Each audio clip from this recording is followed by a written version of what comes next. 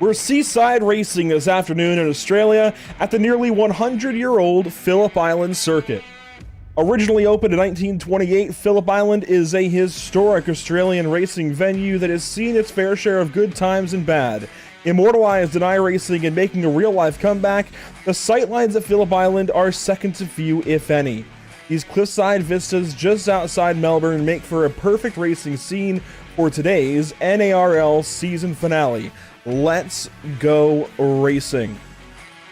Welcome to Pit Stop TV, the virtual Phillip Island, Australia. My name is Andrew Cardinale IV with Zach Burtis alongside, and it's a pleasure to join you for continuing coverage of the North American Racing League in their 6th season now of GT3 racing. Of course, this season brought to you by a few partners that have joined us all season long, those being, of course, Maradness, JS Consulting, and Screw Compressor Service Incorporated. Race number 6, round number 6, technically races 7 and 8 on the calendar, the way this schedule has been built. We'll talk about that first, a little bit of a detour from usual.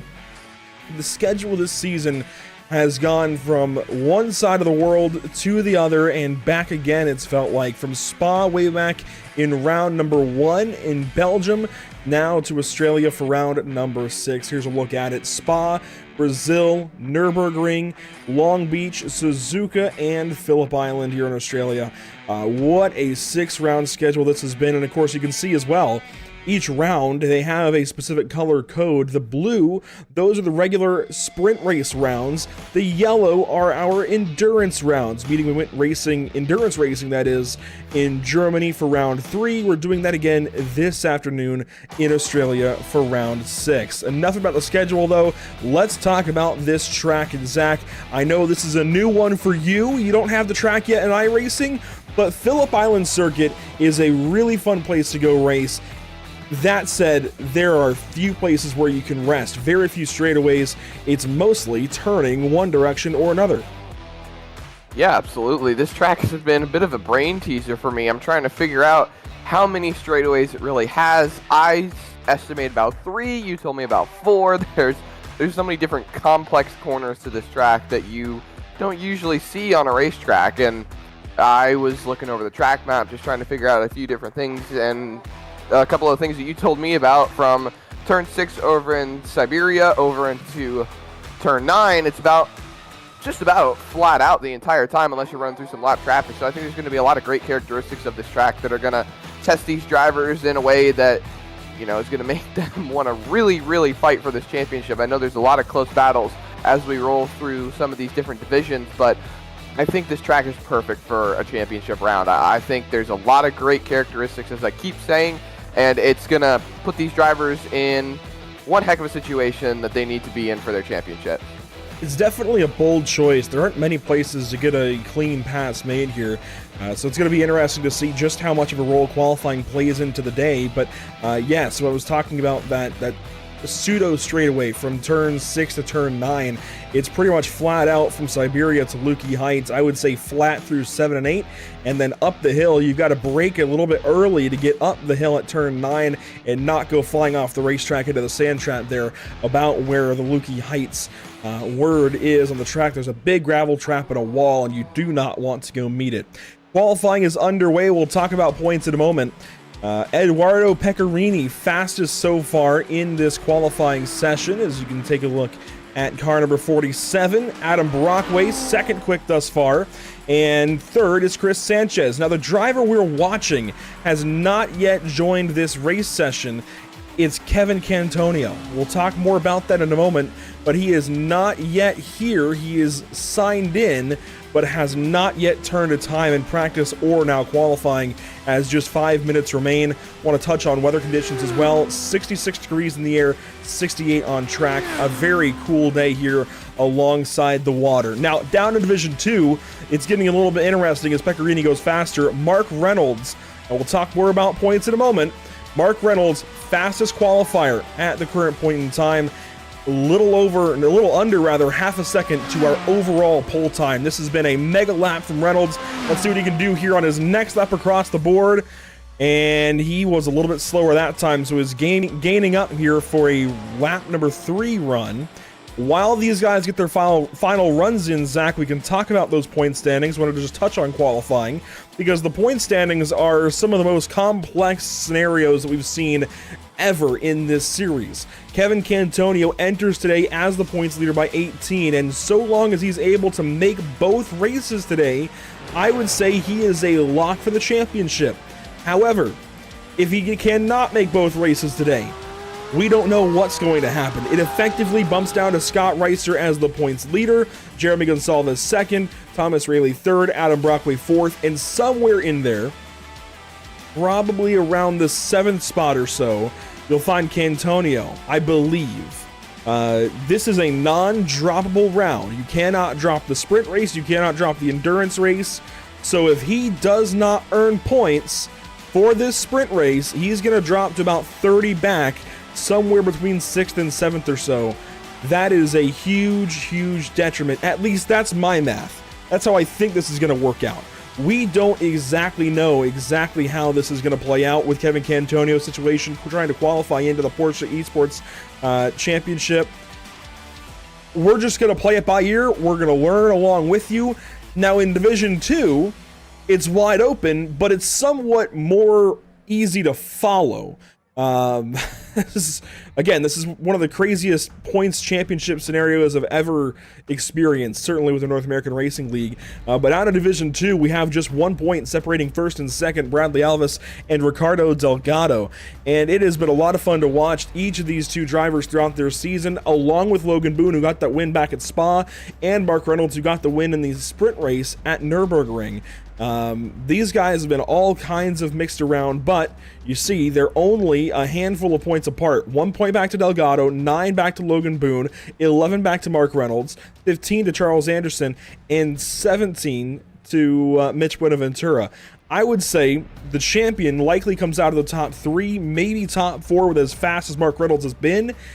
Otherwise, honestly, the top 6 is open and can win this championship through these couple of races, maybe even top 7. It all comes down to Ricardo Delgado and how fast he's able to go today, as he has qualified in the 2nd spot in class thus far, but he's got a little more time on the racetrack, and he is flying down the front straightaway to try and go faster. Does he go faster? The answer is no. He'll stay in 11th spot. So hopefully that has made sense so far, Zach. I know it's a lot to take in, but we're going to walk everybody through every scenario we can as the day goes on and try to catch everybody up by the end of this broadcast. It's going to be a tough one. That it is. And we see Scott Reister now on track, Division 1. He's still sitting second on the board. He's a little less than a 10th off pole time. You can see it right there, a little less than half a 10th off of pole time at the moment. So still some room for improvement. Maybe he can bump his way up into that pole position. Only about 1:25 left in qualifying, Andrew, so there's enough time to get it back to the line. The only question is, does he go faster? Well, he was pretty fast. He was actually very confident in chatting with him about this race, very confident about this round, very confident that he's got speed. He's taken up some testing, some coaching with Dino Filippa. Ooh, big wiggle. Yeah, a little ways out there, and that's going to be it for his qualifying run. He is going to shut it down and call it good there. Now, Ricardo Delgado is still on the racetrack, and he's got 1 more lap to go, trying to beat a 1:27.601 for his own time, or a 1:27.335. The lap to beat to get pole time down here in Division 2. That's where Mark Reynolds sits. He comes around the final corner and flies down the front stretch here, looking for a 1:27.334 or better. It's not going to do it. In fact, it's slower. He is going to stay down in the 11th spot overall, second in class. It is not good enough to go for pole. There's Jeff Fleischman working down the pit lane, and it looks like he will call qualifying quits as well. So Kevin Cantonio still has not checked in. We're still waiting to see if he'll be here. 15 seconds to go. I don't think he's going to make the heat race. And if he doesn't make the heat race, I don't think he makes the endurance race either. I think iRacing will bar him from entering that endurance race. Well, he still has the time to grid before the race starts. He's still got a little sliver of hope to be able to make it in. It's a very small sliver of hope. I'm going to be honest. I don't think he's able to make the grid today.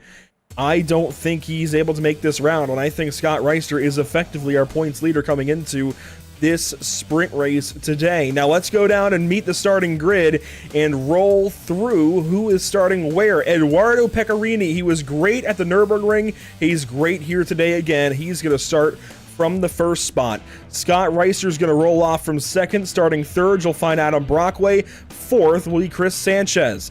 Fifth and sixth, you'll find Miguel Colon and Jeremy Gonsalves, and those are the only Division 1 drivers ahead of our Division 2 pole sitter, Mark Reynolds, who was very fast today here at Phillip Island. Eric Leroy will start from 8th. Starting 9th and 10th, it'll be Thomas Rayleigh and Diego Eda. If you fall back a little further, how about Ricardo Delgado? That's where he's going to start. 11th spot overall, some 4 positions behind Mark Reynolds. That is a big gap that he's going to have to make up. And I know it doesn't sound like a lot, 4 cars, but when you have so few passing opportunities, to go up those 2 rows will be a challenge. Lucas Souza will start alongside of him from Division 1. Starting in the 13th spot, Division 2 driver Dean Kerr alongside Jake Browder, whose teammate is suddenly thrust into this championship fight. Kevin Peake, he's not so far back. He's right on the fringe of having a chance at this championship. Bradley Alvis is your Division 2 points leader, and he is starting well behind the mark today, down in 16th spot. Starting 17th, it's Scott Angelo. Ian Kidd rolls off from the 18th spot, and to complete your top 20, it's Ismail Elahi and Dominic Turcotte. We'll let the rest roll by as we talk about our Whiplash SimCam's race details. And Zach, this is where things get a little bit interesting. We have this 50-minute heat race, then a 30-minute warm-up session, a 115-minute endurance race before we crown a champion, before we crown 2 champions. So a lot of racing, about 3 hours or so, that these drivers have to go through. And this means it's double points. That's double the opportunity to gain points or lose points. If you're a driver on this grid right now, everything out ahead of you, how are you feeling? How nervous are you, especially if you're vying for one of these points positions?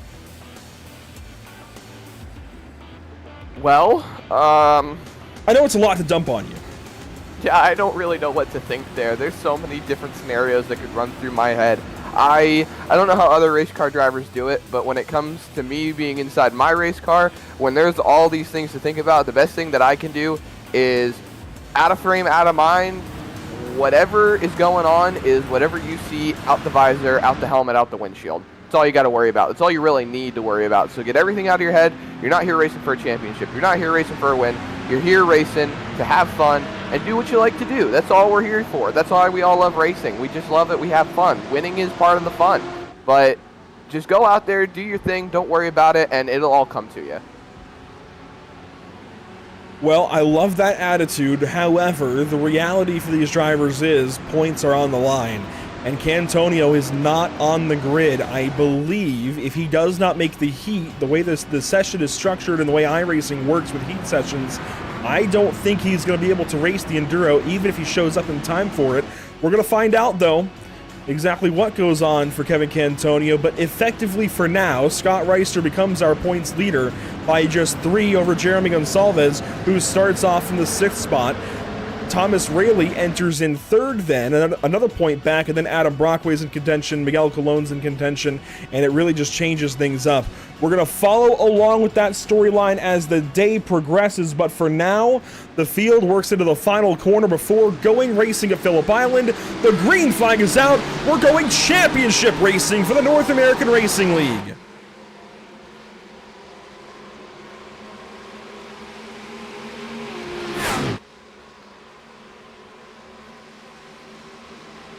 Down to the first turn, the top 5 or 6 single file. The first battle with Mark Reynolds, and even he gets in line.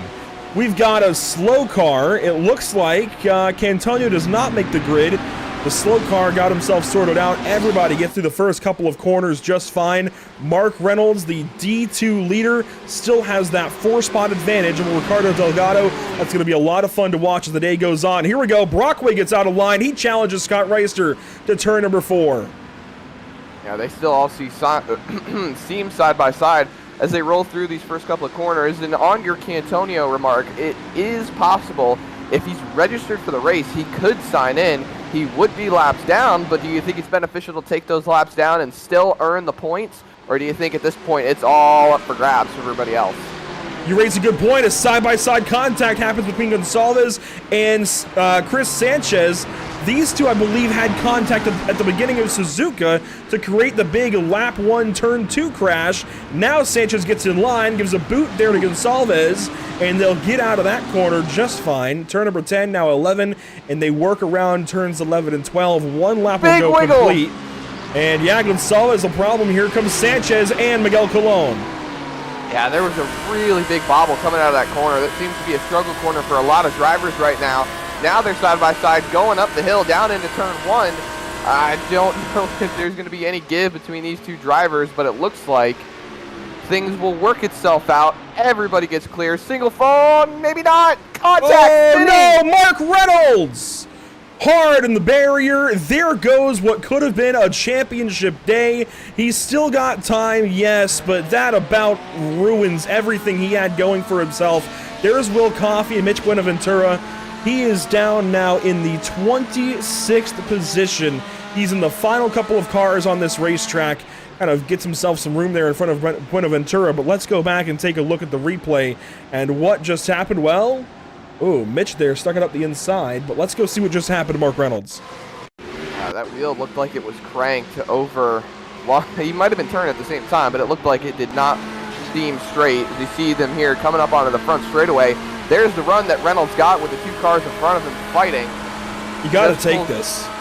You have to. If you're in for the points, you have to make sure that you can do these moves, and you can't just, you know, it's the beginning of the race. You could be patient, but at the same time, you got to do what you got to do. He made contact and then just got ran over right there, and that was head on into the barrier.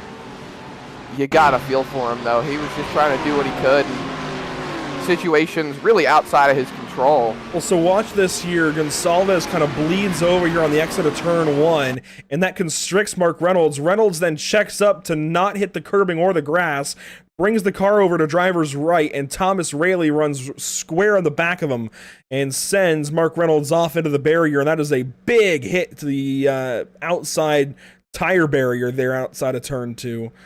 And unfortunately, his day likely has just come unhinged. Yeah, that's definitely going to knock the toe out of the right front more than likely, and you know, the drivers that all made contact are probably going to have damage as well. It's so hard to say how this race could end up now, as Mark Reynolds is just trying to find a way to get back up there and reclaim some of those points as we look through the rest of the field. And oh man, you just got to feel for him. Well, when we look at the driver who's going to benefit from all of that, that's Ricardo Delgado, who now runs in the 10th spot overall, gaining that spot. He does have Jake Browder breathing down his neck, but Browder isn't that much of a concern in the points. Right now, Ricardo Delgado is racing against Bradley Alvis, who's 3 cars back in the 13th spot. He's got a little bit of time here. He's got some room to run, and if he gets these points here in the heat race, he's able to take this advantage for the starting grid of the endurance race and work on it some more. This is a really good spot for Ricardo Delgado to win this championship. Absolutely it is, and he's got pace to be passing a lot of those guys actually up in the Division 1. You know, we looked at the pole times, or we look at the qualifying times, and a lot of these D2 drivers actually have pace to be faster than these D1 drivers. So, you know, if he can put himself in between some of these Division 1 drivers compared to the rest of the D2 drivers behind him, that's just extra security. So that way you don't have to worry about them coming up later in the race trying to pass you and take away any of those points you might need. And it's just going to be a lot more beneficial for him overall. You can see already there's a lot of drivers behind him that are just trying to get back up to him, but I don't think there's any way it's going to happen. No, it looks good right now for Ricardo Delgado. I want to take one more look at their point standings in Division 2 and talk about the fact that Alvis has already lost that 1 point gap that he had. He's 3 cars back at Delgado right now, and in the midfield it's about 1 point per position, so that's a big deal. That's 3 points or so that he's losing right now to Delgado. Call it now a 2 point gap the other direction. Logan Boone is somewhere towards the back. He is running 21st. He's about a non-factor right now. Mark Reynolds, of course, had that crash. T. Charles Anderson, a non-factor right now. He's 23rd. Mitch Buenaventura, a non-factor right now in 27th. Kevin Peake is down there just on the fringe of being in the fight. He is 23 back, 22 back of Delgado, but runs 5 cars, it looks like 4 cars back of Delgado on the racetrack. So right now, it's coming down to Alvis and Delgado has got the advantage. That he does. Leading the way for the D2 drivers, and Alvis is about 2.2 seconds back. So, correct me if I'm wrong, they don't do an invert for the next race, do they? They did at Nürburgring. They will not today, being that it's for the championship. There will be no invert, but there was an invert for the Nürburgring in the first endurance round. As one car is slow, it's Dominic Turcotte way off in the dirt. We were looking at another car who had another moment recently. In fact, when we had that replay up from Mark Reynolds, Scott Angelo did have an issue, just like Turcotte, it looks like, where he just goes off the racetrack and has a moment and works back on as you see a fight ahead between 2 BMWs into the 4th turn. That is Sean Patterson on the outside, T. Charles Anderson on the inside, and that will sort out quickly. Way off almost into the grass right there, but keeps it on track, keeps it single file. Everybody else, like you said, they've worked themselves out, and I do love seeing these battles on these road courses. It's always fun to watch. You know, a lot of people don't like road racing just because they say, oh, it's too spread out, there's no action, there's nothing going on. But when you look at all the storylines, all the headlines and everything going on, and then you see side-by-side battles like that, it just makes you appreciate road racing that much more. The 5th lap complete of our heat race. I'm stumbling over heat versus endurance. The way we have 2 races today is going to be a big day for sure. Sean Patterson's got problems. He's down to the 28th position, has just gone off track. Oh. And it looks like that was turn 12 where he had issues. He'll get back going. We were looking up at the race leaders. Not much to report on at the moment, but Adam Brockway runs in 3rd, chasing Scott Reister. That's about the most excitement we have between our top 3 right now. They've spread out and just started to log some laps, and we know how these heat races go.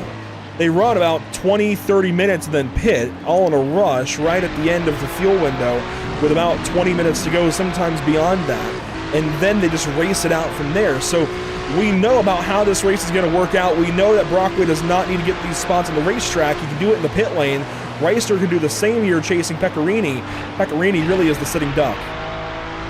That he is. He's out there punching the hole for everybody. Well, this is not like NASCAR where the draft just punches the hole for everybody. And well, no, it is actually. You will get draft trains, and the draft makes a big difference, and it's usually the leader who ends up with the longer pit time because the other guys, whoever's 2nd, 3rd, 4th, they could draft. So it is a bit like NASCAR. That big wing in the air punches a big hole and gives these guys a lot of draft behind. Well, I stand corrected then, but at the same time, I don't know that much about GT3 racing, so thanks for the lesson there, Andrew, and it's nice to know that you have that knowledge so I can better understand. But as we look through the rest of the field, this is what looks to be the fight for, I believe, no, that's still Division 1, excuse me. That looked like Delgado's car for a second right there. Well, there's 2 cars that look exactly alike. They're Miguel Colon and Ricardo Delgado teammates. Colon is the defending Division 1 champion. Delgado is going for it in Division 2. But the battle right behind Miguel Colon is Chris Sanchez and Jeremy Gonsalves. These 2, I believe, made contact a week ago at Suzuka and led to that big crash on lap 1.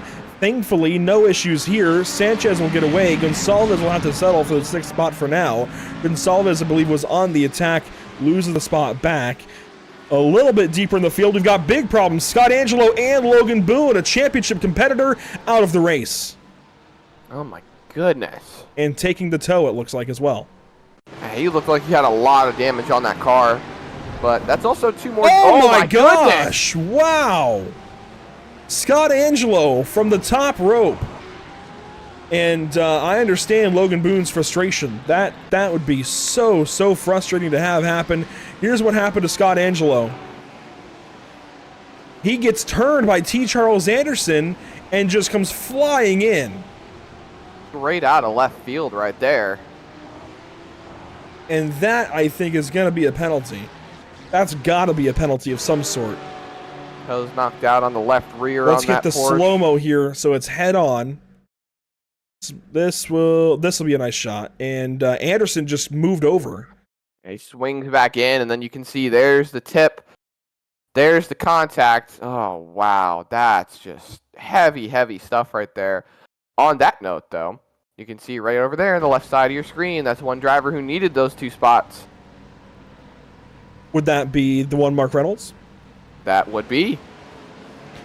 Well, Mark Reynolds has not given up. He is, or excuse me, that's not Mark Reynolds. Well, this is his teammate. This is Mark Reynolds' teammate Ismail Elahi working on Bradley Alvis. This was the closest battle on the racetrack at the time, and it looks like it's going to fizzle out. But Mark Reynolds, a couple of spots down here in 20th, absolutely needs those points. Unfortunately, I think it's going to be a little too little with a lot of time left on the board. He needs a lot more than that. You never know. There's still about 40 minutes left in this race. You never know what could happen. And not to mention, once he goes in for his pit stop, he'll be able to take a little bit of that damage repair. So he'll be able to help himself a little bit, but not a ton, but maybe enough to at least get that car in a better standpoint that he could be turning a few faster laps, maybe gain a little bit more track position. Or he could just short pit, take whatever he can up front, and then try to run long and see who he could pass overall. But whatever you can to claw back those points, you got to try to do it.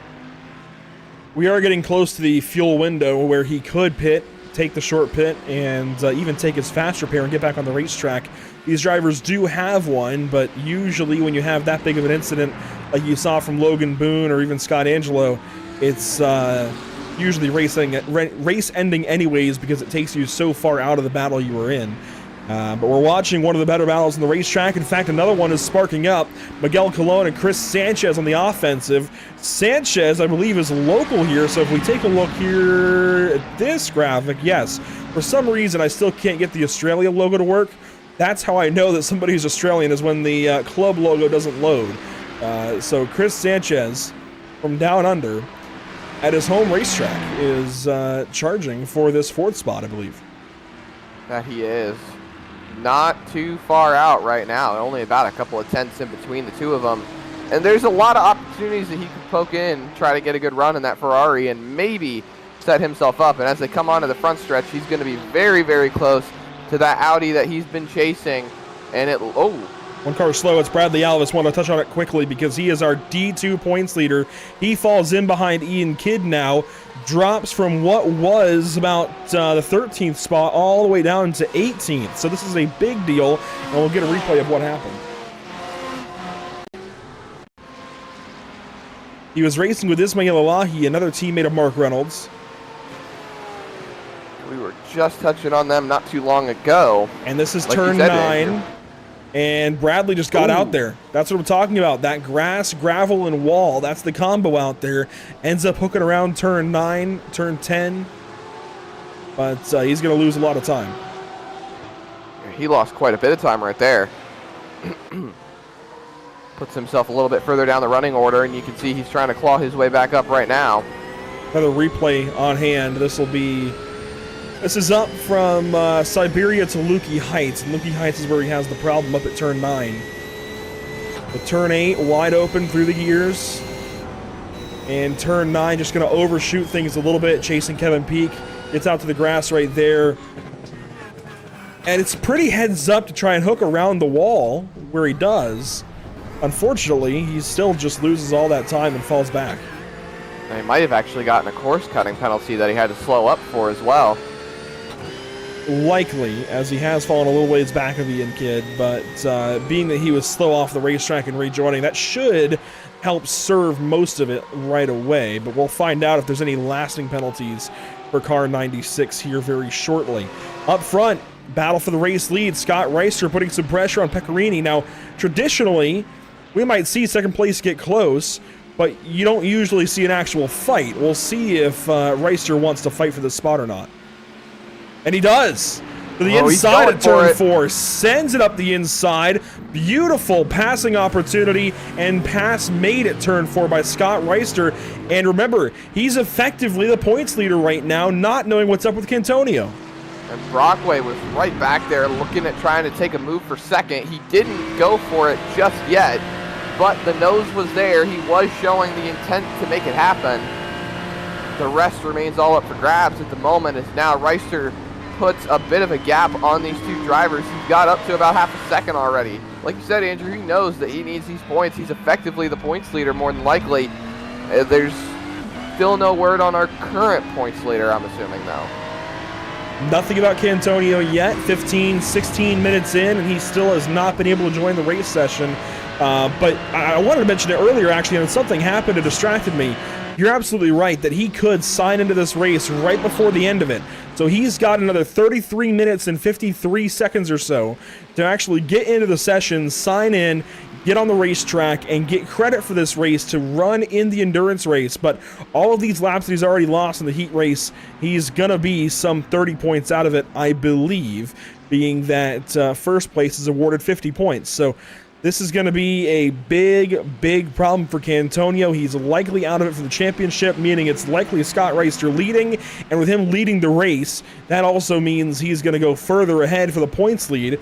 If he comes into today with a 3-point lead over Jeremy Gonsalves, and Gonsalves runs 6th, that's not a concern right now. Thomas Rayleigh is another point back. Brockway is the closest on the racetrack that's fighting for the championship with him, and Brockway is some 7 points back coming into today. So right now, very little concern in the Scott Reister camp. He feels comfortable, clearly, as he goes for the race lead and gets it.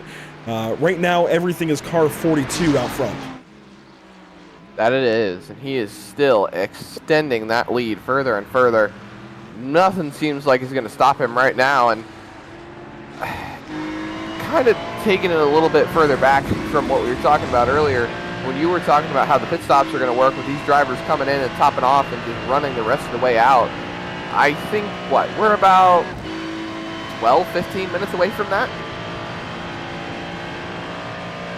Yeah, the pit window is going to open up really any time. The latest time we'll see pit stops be made is probably between 18 and 15 minutes to go.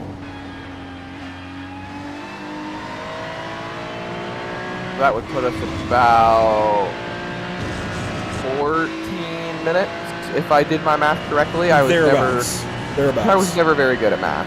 Yeah, somewhere around 14, 15 minutes away from pit stops for these drivers. And it's closing fast, closing very quickly as we work lap 13 of 35. And Brockway can absolutely sit here and save more fuel. Right here, as they exit Siberia at turn 6, back on power, he's drafting. It's not a whole lot back here, but there's still draft, and he can still lift early and coast into some of these other corners and save fuel to try and hop over Scott Reister later on. I'm surprised Reister went for the race lead because of that. The race leader usually at pit stops does not win this race, but you also see the fact that Pecorini has dropped over a second back of Brockway already, and I think that's indicative of, I guess that indicates the reason that Reister wanted to go by. He felt that Pecorini was going too slow. That it is, and I think if I remember correctly, the draft extends up to about 1 second between the two cars, so that would still allow him to have rule of thumb. It's a little bit different here and there, but rule of thumb is about a second on the racetrack, yeah. Yes, there's still a potential that he's got some draft and it's helping save some fuel. You can see on the ticker already, he's within about a second at the moment. Heck, if he was racing Formula 1, that'd be enough for a DRS train right there, but everything still seems to be running in order at the moment for those top three. We look back a little bit further between 3rd, 4th, and 5th, and the rest of the way through our D1 division, moving towards D2. And not too much going on, Andrew. Just everyone's all spread out doing their thing and running out the laps. There isn't too much happening, I will say. This is a pretty calm race right now. Calm before the storm, maybe, who knows? But Miguel Colon, his teammate, Miguel Colon's teammate, Ricardo Delgado, runs in the 10th spot overall with a 2-position gap back to anybody else in Division 2. Division 2 is looking very much decided right now with the race leader. In fact, both divisions look decided with their each respective race leader at the time being taking home the championship if everything holds as is. But things often do not hold as is, so we'll find out what's going to change here soon. I'd imagine something at the very least will. But right now, his closest competition, Bradley Alvis, is down in 18th. I mean, this is just a bad showing right now for Alvis after that mistake a little bit ago. He's got to be challenging Ricardo, and he's just not there. Well, if we're looking at the D2 positions at the moment, you've got Reynolds is back up into 9th. So that's about, what, if I do my math correctly, that puts him about a 20-point deficit from his 11-point deficit, which may be a little bit too much. And this is where the overall part comes into play, because they earn points as an overall collective. So every position on the racetrack, whether it's D2 or D1, is a point. And it's in the midfield about, really for the most of the field, it's about a point per position. But if you have Division 1s in there, where Delgado currently has a couple of Division 1 drivers behind him, between himself and Alvis and Reynolds, that's extra points, right? That's an extra couple of points over what it would be if they were earning points as just a class. So those extra Division 2 drivers as cushion, or Division 1 drivers rather, as cushion between the Division 2 drivers, that's extra points that Delgado is able to make up and put between himself and his competition. Fair enough then. So you said Delgado's about, what, 10th on track overall, and then Reynolds is 20th. Alvis. Ooh, wow, that's heavy stuff right there. Yeah, and Alvis is 18th.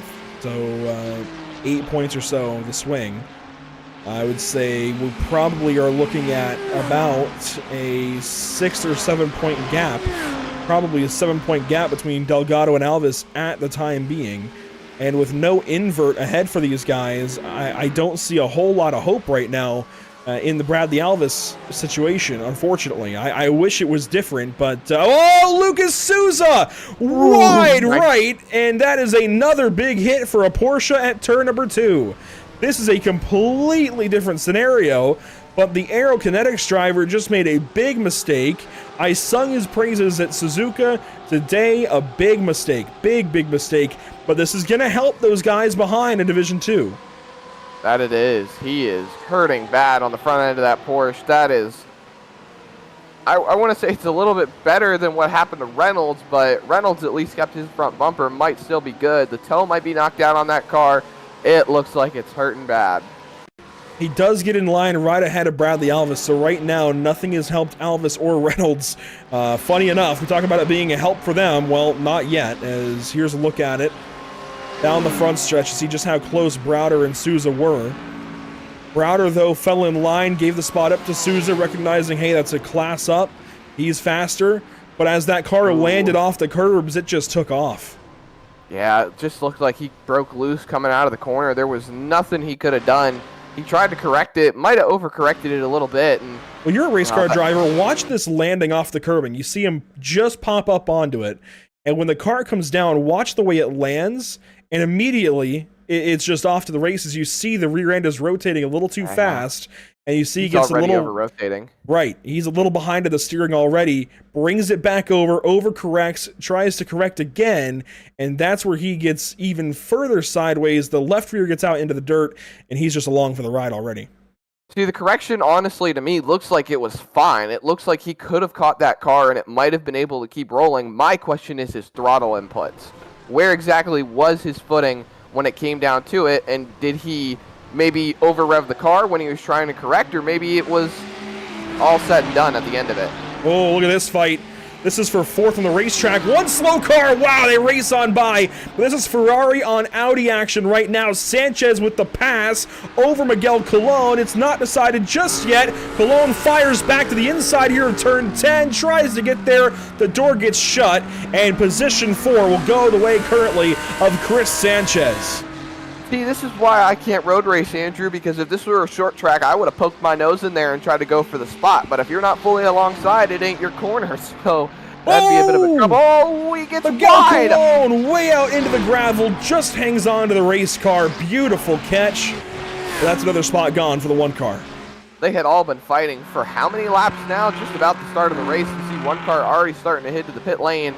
That is Thomas Rayleigh, he is just getting that car slowed up. He's up on the jack. He's taking tires. pitting right at halfway, gonna take a couple of tires. You can get tires done with the fuel stop.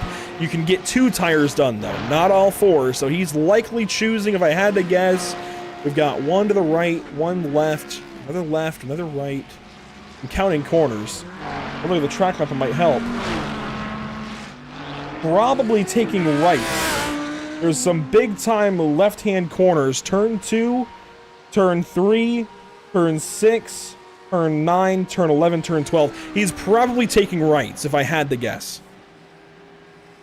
If you've got more right-handed corners than you do left-handed, I'd do the same thing. I would take right side tires. He's got left-hand. There's more left-hand corners. That puts the wear on the right side. Right, because the right side is the outside for those corners. Right. For the left. No, totally forgot. Not trying to think back to ovals and still messing it up. Oh, we had a slow moment for Ricardo Delgado behind Alexandre Cunha, and Ricardo will use that as an opportunity to come in and pit this lap. So the Division 2 leader is going to come in and take service. A couple of other drivers have pitted lately, those including Timothy Patterson and Sean Patterson. Otherwise, this is one of the first drivers to come in, certainly the first out of the top 10. Well, second actually. Thomas Rayleigh was in the top 10. But this is still extremely important to watch, and look at that, up on the jacks. It's not a hot day here, so this indicates to me these drivers are really watching tire wear, and if they feel like they need to come in for tires on these fuel stops, that's a big deal. And we see a lot of drivers now taking it into the pit lane and trying to get these cars all fixed up. Oh no, Ooh. Reynolds, insult to injury. That's not what he needed. Well, Ricardo Delgado will exit the pit lane, and these drivers have to use the longer pit exit lane, or they will receive a penalty from race control. Mark Reynolds will finish up. Pit exit? There is. In fact, if we watch right here, the pit exit iRacing suggests is right here to the right-hand side, but these drivers have been instructed to go to the left. They will not receive a penalty, and it's safer for competition to use that left-hand pit exit, the longer pit exit, and you can see why. I mean, it keeps them off the racing line all the way into the corner. I'm surprised they don't get a black flag for not hitting the bloodline since it's on the shorter pit exit. I am too, actually, as we have leaders hitting the pit lane with over 20 minutes to go. I'm surprised by this. This is a little bit early to what I was expecting, but you see Pecorini, Reister up on the jacks, and Brockway will not take tires, but you see Pecorini on the jacks, Sanchez on the jacks, and Colon on jacks. But Brockway not taking tires is very interesting. He'll exit right behind the 42 car of Reister. Pecorini now leaves. He's going to lose some time. Now Chris Sanchez, Miguel Colon, and Jeremy Gonsalves stayed out that lap. That's been the signature move from Solpec Performance, is to go an extra lap, and you see him doing that here. Solpec Precision Racing. This is a big opportunity for Gonsalves to go out and get an extra lap on the racetrack and run a little bit lighter, maybe make up a little bit of time on the racetrack as well, as we've got more pit stops happening just about the entire field, except for Jeremy Gonsalves pitted under that lap. So Gonsalves running the extra lap. We'll see if it works out for him or not. I'm not too sure it would.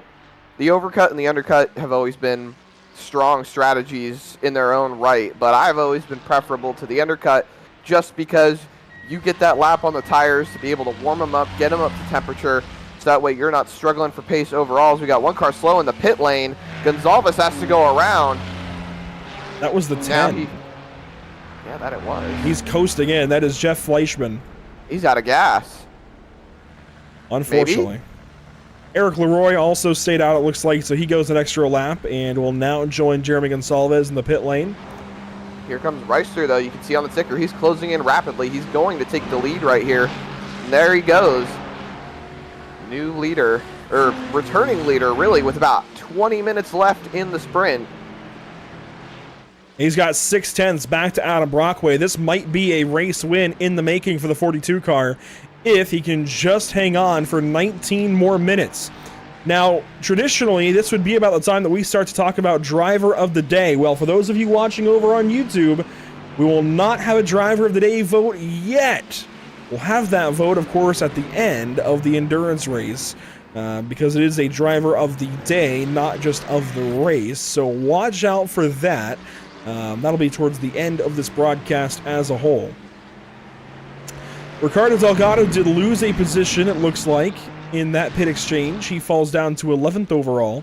Lost a spot, I believe, to Eric Leroy, maybe? I'm not sure exactly who he would have lost that to, but he must have made a mistake or something, because he actually took 19 seconds in the box. I'm surprised by that. He was already behind Diego Eda. I guess it was Leroy that passed him. Or maybe Alexandre Cunha. I'm not totally sure, but regardless, he's lost a spot. That's going to hurt him. Not much. If you look, it's not much, but it helps for a lot of these drivers that are still chasing him. You look at the ticker, and you can see that Reynolds has moved up 2 spots. Alvis has moved back up into 6th in D2, so you've got Alvis and Reynolds right close to each other, and you've got a few drivers that ended up losing. Both the Pattersons lost out. I think Buenaventura lost out on the pit stops as well. Anderson's 14 laps down. Was not expecting that, really. I don't know where he would have lost all that time. Oh, no, excuse me. I do remember. That was the early on collision. But these drivers have gained spots from their pit stops, and we thought Reynolds was going to luck out from missing his box, but it looks like he's fine at the moment. So, really, Andrew, you got to think with Delgado losing overall position and his competitors gaining overall position, that brings the points battle a little bit closer, and we may still have a race going into the endurance.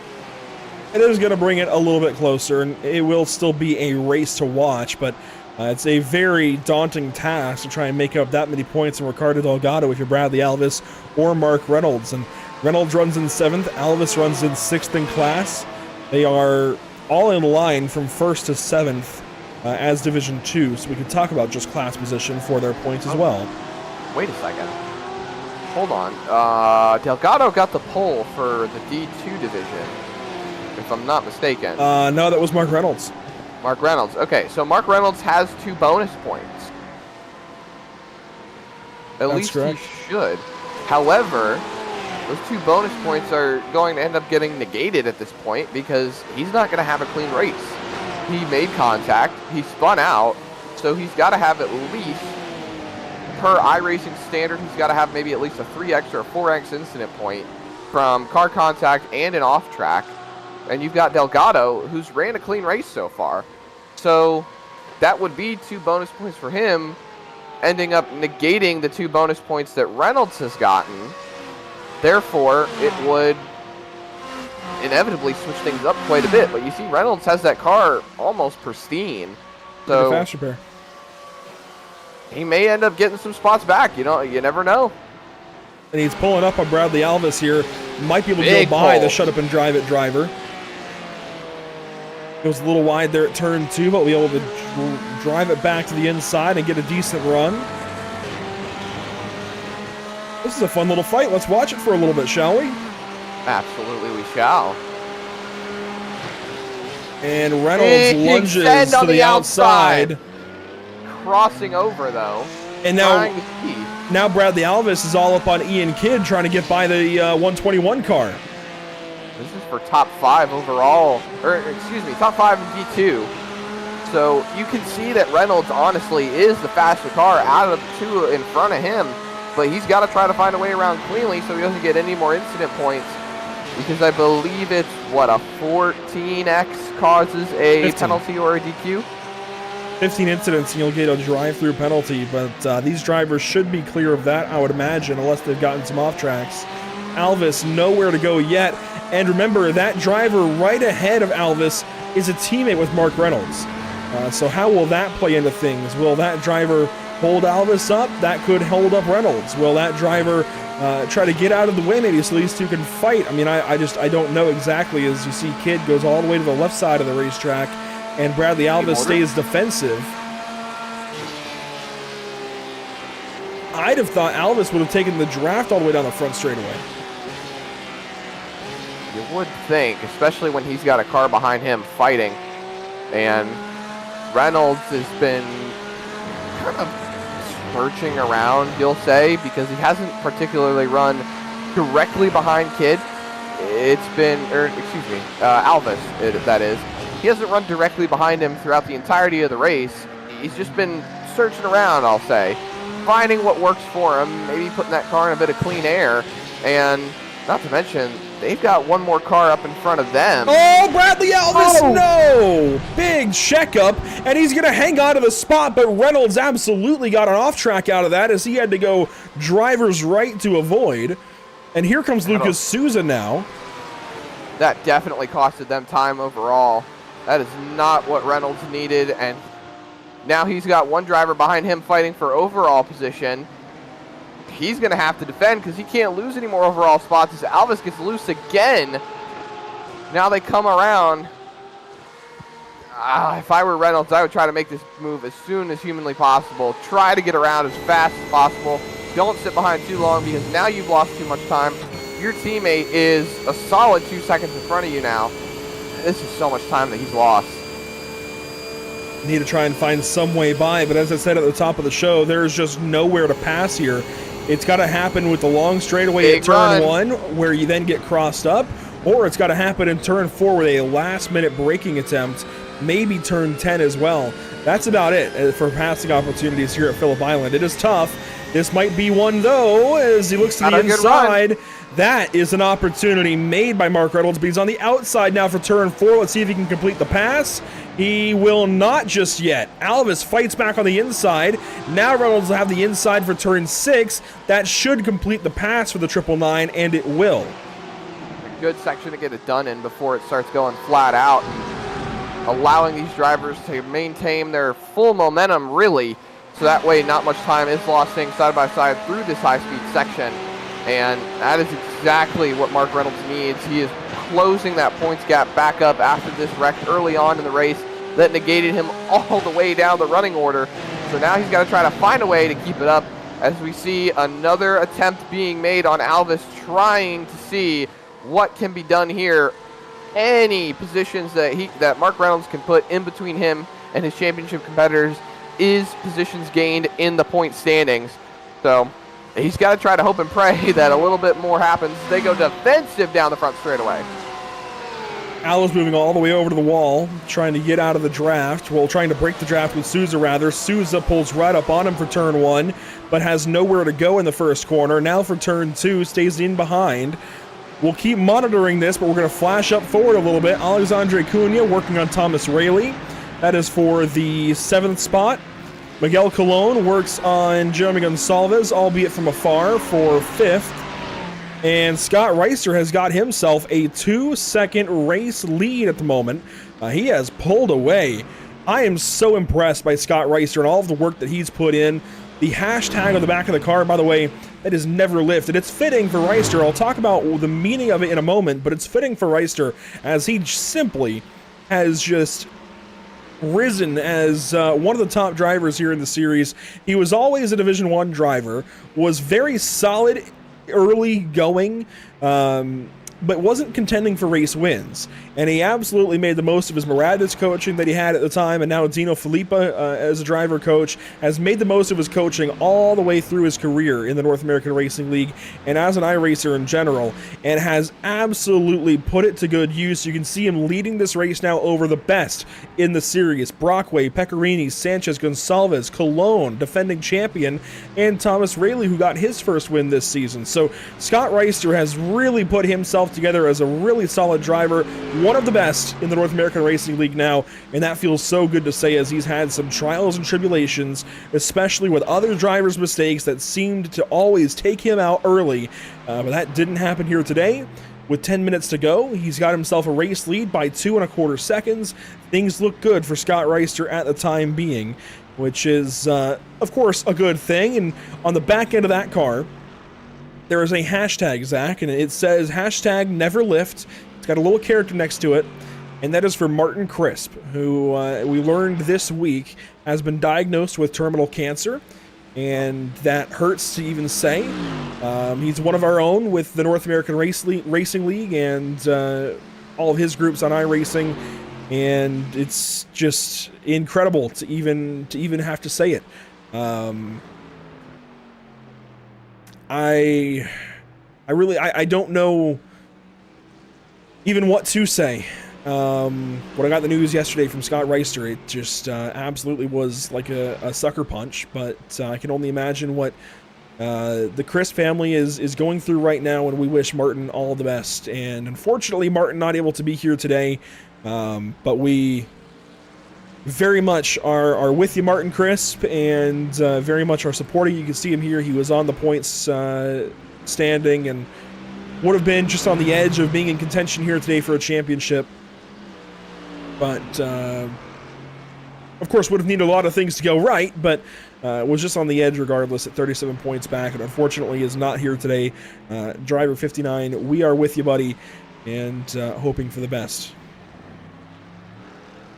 Now, in all of my years of broadcasting, I've never had to have an announcement quite like that, so I don't really know how to segue, but we'll segue anyways.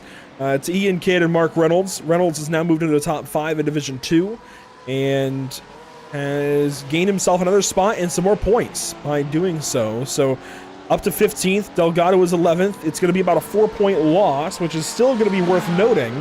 That's going to bring Reynolds to about 14 points back of Delgado going into the endurance race. If he can get by Ismail Elahi, that'll be 13 points, but that's a tall order for that endurance race without Delgado having a problem. I think there's still a chance. You can't put it a past chance, these drivers. Yes. A likelihood, I'm not so sure. And that chance is going to become a little bit better because if you're looking at the timing and scoring, there is only about a 5-second gap up into the next couple of drivers in front of Reynolds here. So that's 2 more spots he could potentially get on the racetrack. It may be a stretch to go get Browder up in second for D2, but whatever Mark Reynolds can get now, he's got to get it before the endurance race. And I think, we're averaging about 1 minute 30 seconds a lap at the moment, so that puts a minute 28 or so. Minute 28, so let's just call it 130. Let's round it up just because these drivers are getting onto the older tires. Let's call it 130, so that's about 3 minutes for 2 laps. That's about 6 minutes for 4 laps.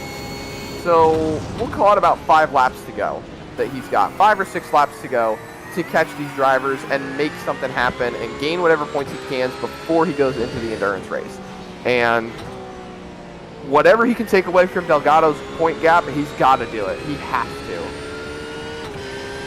We expect about 35 laps. These drivers are on lap 29, so it would be about 7 to go the last time by probably 6. I think we're going to lose a lap there. There goes Mark Reynolds by teammate Ismail Elahi, and that is good for another point.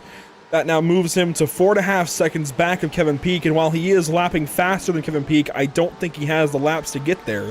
Reynolds, in fact, has been the fastest Division 2 driver on the racetrack for a while now.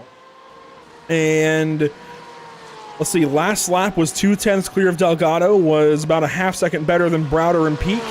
This lap across, let's see if that is matched. It's about the same. So the only Division 2 driver in the 127s right now is Mark Reynolds. He just doesn't have the time to catch up at this point.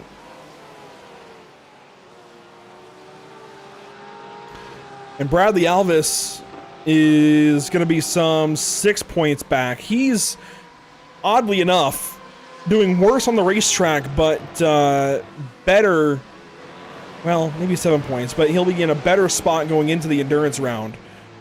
I gotta believe this is Delgado's championship to lose at the time being. It all comes down to car 31 and what he's able to do, Zach. He's leading the way. He's got a, let's see, 4-second lead. It's all on the 31 car. That is. He has absolutely dominated this race from the start. Never really looking back, and it's just been that kind of day for Delgado, you know? Not really having to worry about too much, just being able to put that car out there and get a solid momentum going into the endurance race. And then even looking at D1, Reister up front, out in front by about 3 seconds of Brockway. And I wanted to make a comment about it earlier. It completely slipped my mind. But Reister and Brockway came out together and they pulled about 4.5 seconds on Pecorini in third, and then now they've completely demolished that gap. Reister out in front by 3 seconds, Pecorini out in front by 10. Reister in front of Brockway by 3, and in front of Pecorini by over 10 seconds. Then it's 12 seconds to Sanchez. It's just, they're completely spread out. They really hit home on their pit stops and were able to make sure that they maximize their entry and exit, being able to do what they can with their strategy. So it's been a good day for a lot of people. Meanwhile, a couple of little battles inside the top 10 are not done just yet. Thomas Raley has been working on Alexandre Cunha for a while. Miguel Colon works here on Jeremy Gonçalves, and this could be a nice little fight as we come around the final corner on lap 31. And now on to lap 32. About 4 laps to go, probably 3. And these drivers do run 16 seconds behind the race leader, so we'll have to watch when Scott Reister actually takes the next lap, but we are expecting about 34 laps right now, I believe. So about 3 to go. Maybe. I'm going to say maybe 4. On board there with Colon, chasing Gonçalves. No dice yet in that fight. And then, of course, you've got Thomas Raley on Alexandre Cunha. Nothing happening just yet.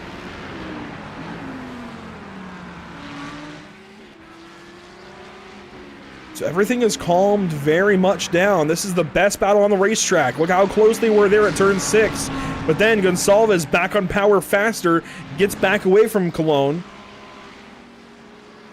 And Miguel, that Audi has seemed anemic today. It just does not seem like it has the pace to match these other guys. And Pecorini also in an Audi has just seemed off. It seemed like it's been very much a power kind of day with the long front stretch. The Mercedes of Scott Reister has taken off. The Ferraris seem like they're pretty good in a straight line. Which is odd, Zach, because of all the cornering we have, but the Audi just doesn't seem to handle it very well. Kind of surprising, actually. I figured the Audi would be one of the better handling cars out of the GT category, and just strikes me as the type of car that would be handling properly. Other than that, I think the only other car that I would expect would be the Ferrari. It's really good at attacking. It's really good at getting around nimble, tight corners. But when you have these long sweepers, I think you need a car that's a little bit tighter so it doesn't over-rotate. We've seen the Porsche get free. We had that with Lucas Souza a little while ago. I think the Porsche is just a little bit out there, and the Audi is along with it. They have very similar kind of car formulas, as I call it, where it's rear engine, mid-engine, whatever you want to call it. I know there's a little bit of a difference, but engine in the back, fuel tank up front. The fuel tank gets burnt off as the time goes on, and the car just gets a little bit squeamish, if you will, at the corners, whereas this front engine formula seems to really work well today. The Mercedes, the lone Mercedes of Scott Reister, has been the fastest car all day long, and is still faster than everybody but Adam Brockway at this time. And this is going to be white flag, 1 lap to go. Now, white flag right here for Reister. Like I said, Andrew, he's got an absolutely commanding lead. There you see Brockway in the background, just out of the right hand of your screen as they were coming across the front straightaway.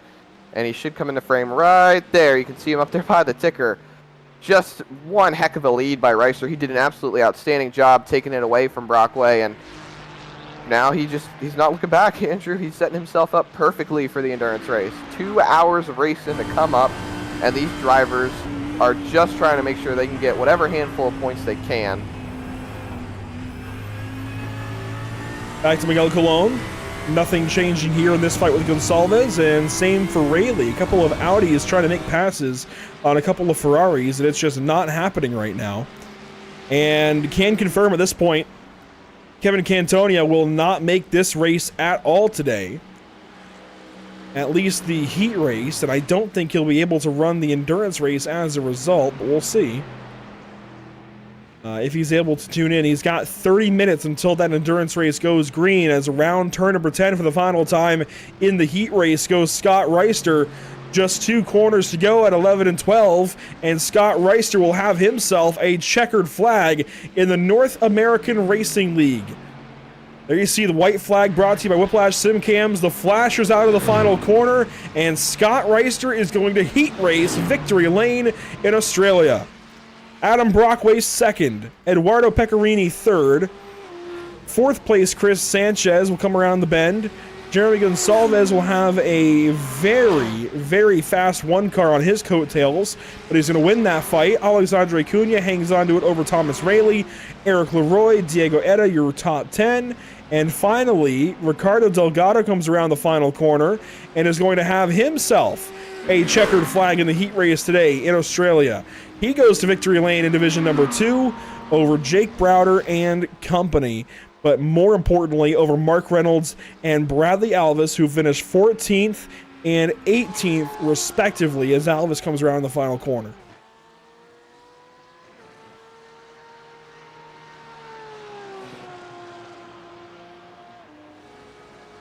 So Scott gets himself a win.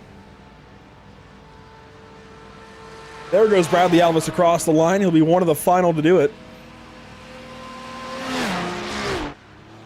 And Zach Murtis, I think we've got ourselves our champions decided to a point. They're not officially decided, but we certainly have our favorites now of Scott Reister and Ricardo Delgado.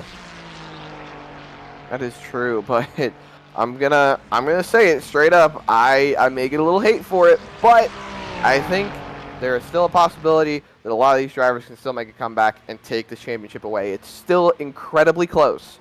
I think there's a lot of potential for these drivers to shake up the championship as we take a look at the results.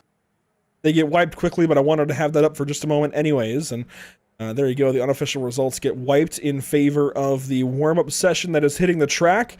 We'll have a couple of drivers to talk to after all of that, and mostly Scott Reister with that technically endurance round, but heat race win. He'll be talking to us here in just a moment. And I'd imagine he's probably pretty happy after all of that. Jake Browder will report as well.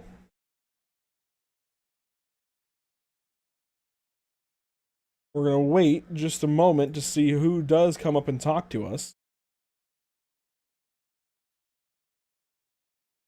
I wish this is my official petition to iRacing to not wipe the results right away. Give us a little more time before switching into the next session and heat race sessions. But regardless, Zach, heat race down. What final comments do you have there? I'm not ready for this endurance race. That's about the only comment I have, because these drivers were able to really nail their strategies. We had a few incidents throughout the race, but it also turned into the fact of they nailed the strategies. They were able to spread out and hold on to their track position and not really have to worry about losing or gaining anything. Everything kind of worked out the way it needed to for quite a few drivers, actually, and I really don't know what else to say when it comes to the endurance race, because I think we're just going to see a lot more of what we saw in the sprint race, just a little extra time added on.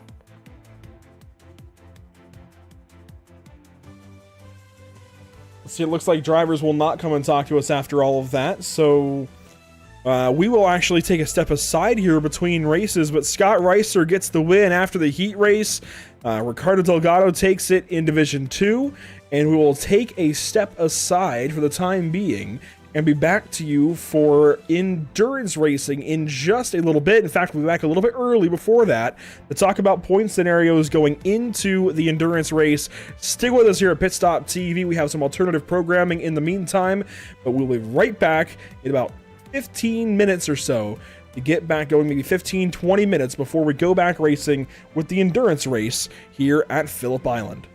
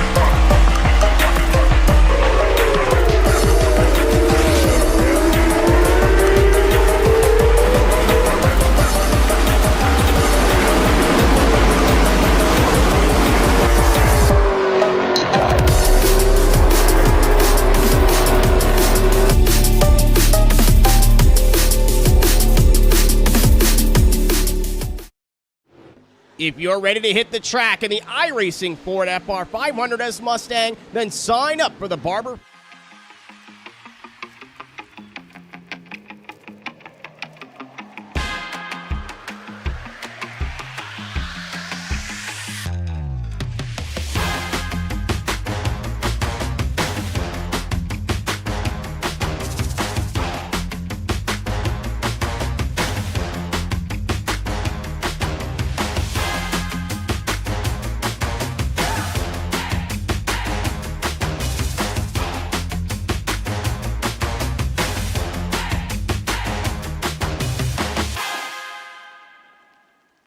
Absolutely, as now we see the drivers make their way into the pit boxes. Dobbs, Robertson, Kinder, Barlow going to go all through 4 of them and take his place on the first pit stall. Wide bracket falling in behind, as now we wait to see these 4 tires and fuel and who's going to be able to win off payroll first. Adam Lancaster drops a jack first. Alan Dobbs is going to get off away early, as Lancaster is going to jump all the way up to 3rd with that, almost beat Robertson, and they make contact, and that is not what you want to see. That might be a pit exit violation on 28, but that is a very devastating blow to number 2 car. You gotta hope he didn't get too much damage out of that, but that was a hard hit to the inside wall. Down the straightaway, we'll get a replay here and show you that one again. That car was really consistent and really strong. I was thinking Robertson was going to be a big factor in the finish of this race. You see Adam Lancaster and Brandon Robertson coming out side by side from the exit of the pit lane, and there was for the completion of 4 fresh tires on that machine. Dobbs got him out of the pit lane, no question about that, but Lancaster got a really great pit stop, came out beside him, and just trying to have enough room between both himself and the wall and himself and Lancaster. Obviously, he misjudged how much room he had to his right side and just clipped that wall. Unfortunately, that's going to be a big blow for Brandon Robertson, but he should be able to get that car fixed up, and maybe before we even get back to Green Flag Racing, get it back on the grid. So getting on pit lane is going to matter a lot. Getting off of pit lane is going to matter a bunch as well. And we also see that margin from 2nd and 3rd starting to close up on the race leader, Jesse Webb. We were talking about the headlights. He was making good use of them there, trying to warn, oh, trouble in front of him. Look out, that's right in front of the leader. He somehow gets by after the 2 lap cars tangle in turn 1. It looked like Gergois might have gotten on the brakes a little bit too hard, and he will collect Mick Blue as a result. Not too much critical damage for these drivers, but handling is sure to be an issue. So Gergois, the car that got into the back of Mick Blue, who perhaps was maybe trying to yield to the leader, who was warning that he was en route and on the way. And Mick Blue also ended up spinning around. They now fall a lap behind the leader, who, what a job, though, by Jesse Webb to slam on the brakes as they all came into turn number 1 with a full head of steam. And due to where Gergois' car spun on the pavement as we back into the barrier here on board with Mick Bloom, looks as though that Webb is going to live to fight another day. Here it is out the back of Gergois' car, and here comes Webb.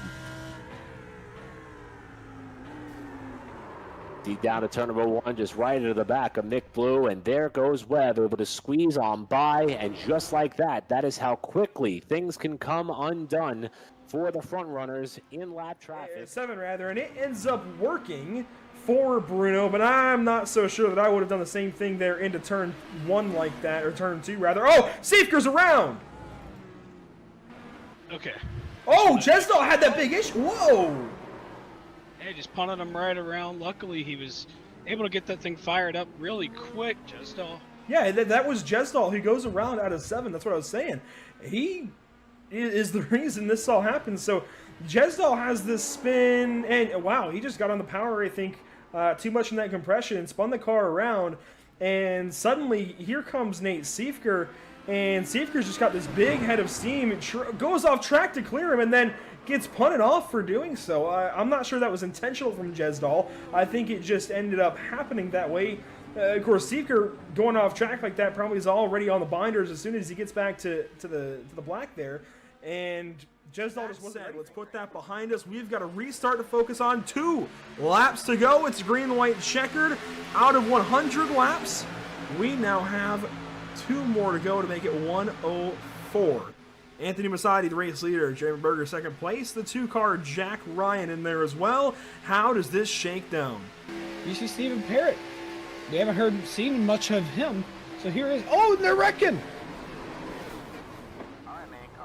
That's everybody. Oh, That's we're everybody. upside down. Yeah, that's the whole field right there coming Holden back McGill again. just did a barrel roll out of turn 4. Everybody's in this, and we're still crashing. We're still crashing. We're still crashing. Oh my. Oh, we're still crashing up here. We're creating new crashes. Oh boy. Buddy in the field. We'll get a replay, and I don't know if you can pick out one single car to follow through this one, because this included most of the cars left in this race.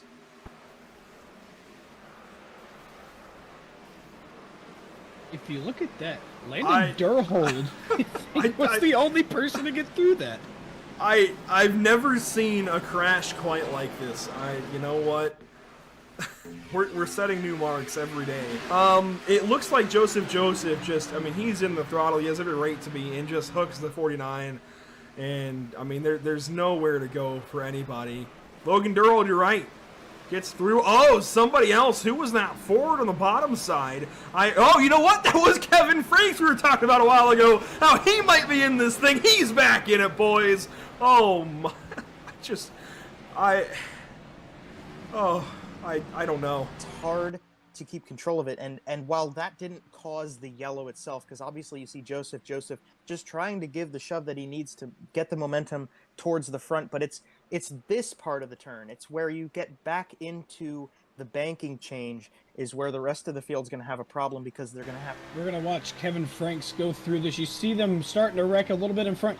He's going to dive down to the apron, gets a little bit loose. You see Landon Durhold in front of him, and he just gets away scot-free.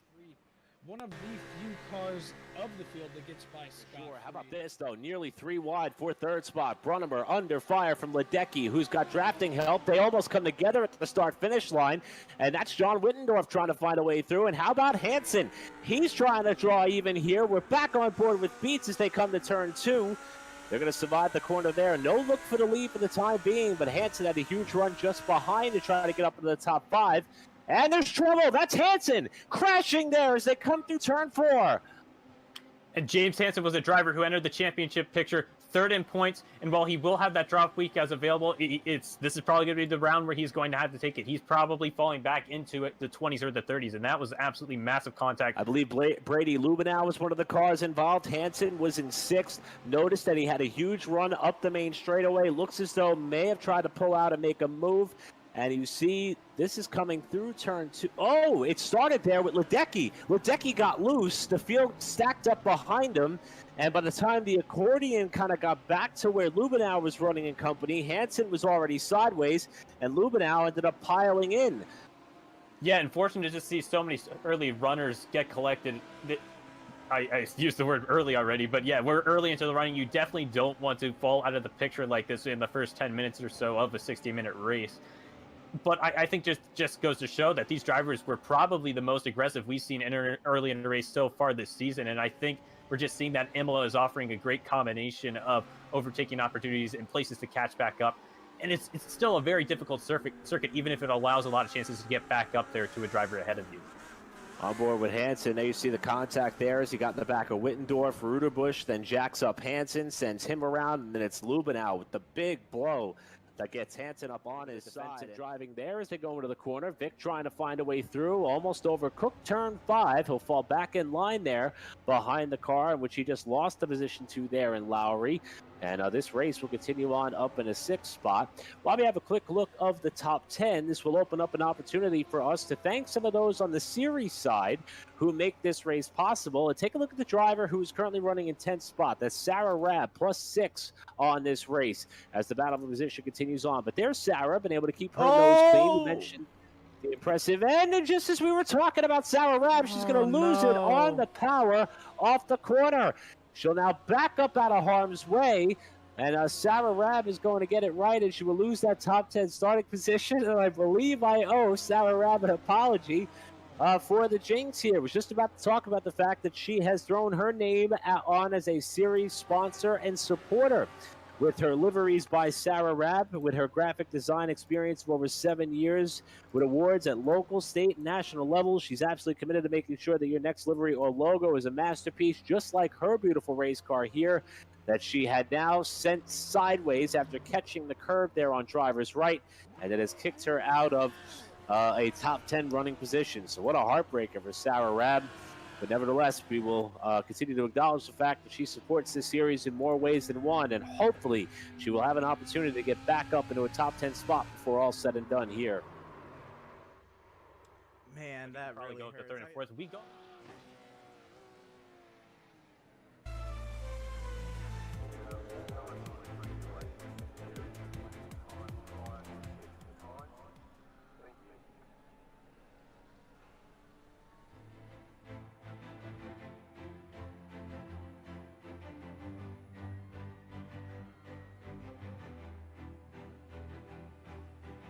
Welcome back to the Phillip Island Circuit, round 6 of 6 for the North American Racing League. That has been anything but North American, it's felt like this season. A lot of international races. You look back across the schedule, just one race in all of North America this season in Long Beach. The rest have been international. We went to Belgium, we went to Brazil, we went to Germany, we went to Japan and Australia, in addition to the United States for round number 4. Phillip Island this evening, though, this afternoon / evening, depending on where you are in the world. Welcome to it. The heat race is already concluded with Scott Reister out front.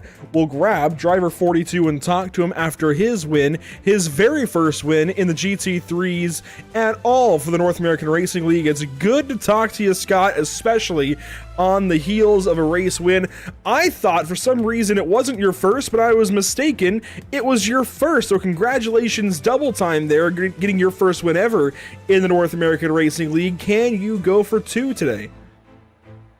I hope so. I've practiced a lot for this race, so hope it goes well.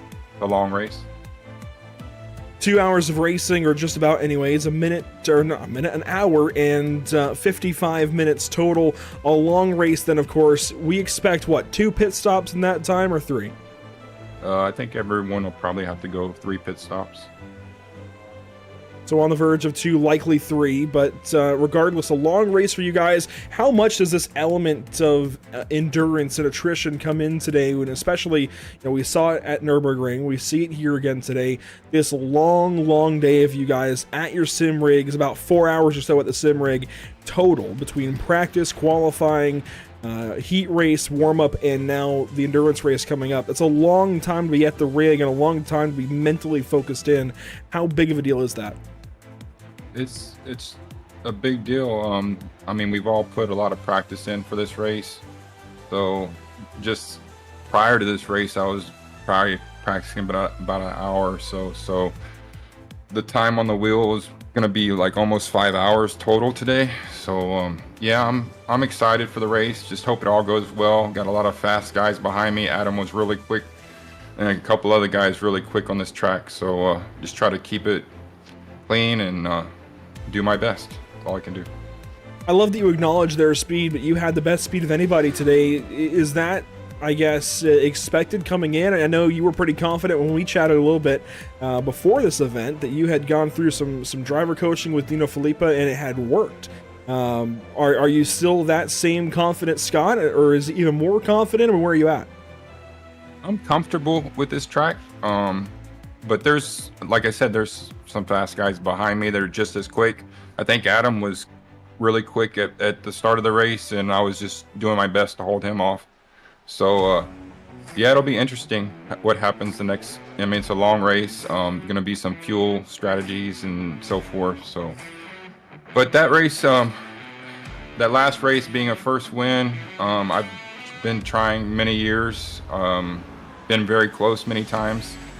But I would like to dedicate that race to Martin. He's going through a lot of tough times right now, and I wish him all the best. Yeah, we talked about Martin's situation a little bit earlier, and it evoked a couple of tears, I'm not going to lie. But Scott, on the coattails of your first win, you might be looking at a championship here, as I still don't think we have... well, we do have a Kevin Cantonio. Do you know if iRacing is going to let him in? I've never actually experienced where somebody misses the heat but tries to run the feature in a session.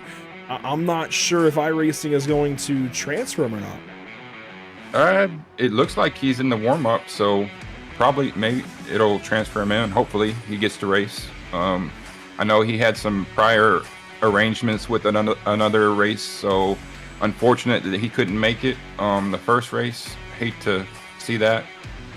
Really prepared a lot for this race, and I was looking forward to racing against him on this track. But it does put the championship, I believe, in your hands, considering this is a non-drop round. Is there any added pressure with that in mind, or is it just the same kind of go chase the checkered flag? Yeah, there's a lot of pressure. I'm trying not to think of it and just run my own race, focus on what I need to do, and do the best I can. And since we've got you here, I'll bother you for one more moment. What do we have up for grabs for all of these drivers throughout the league? Whether it's prizes, raffles, what is up for these guys and what they can get out of running a season with the North American Racing League?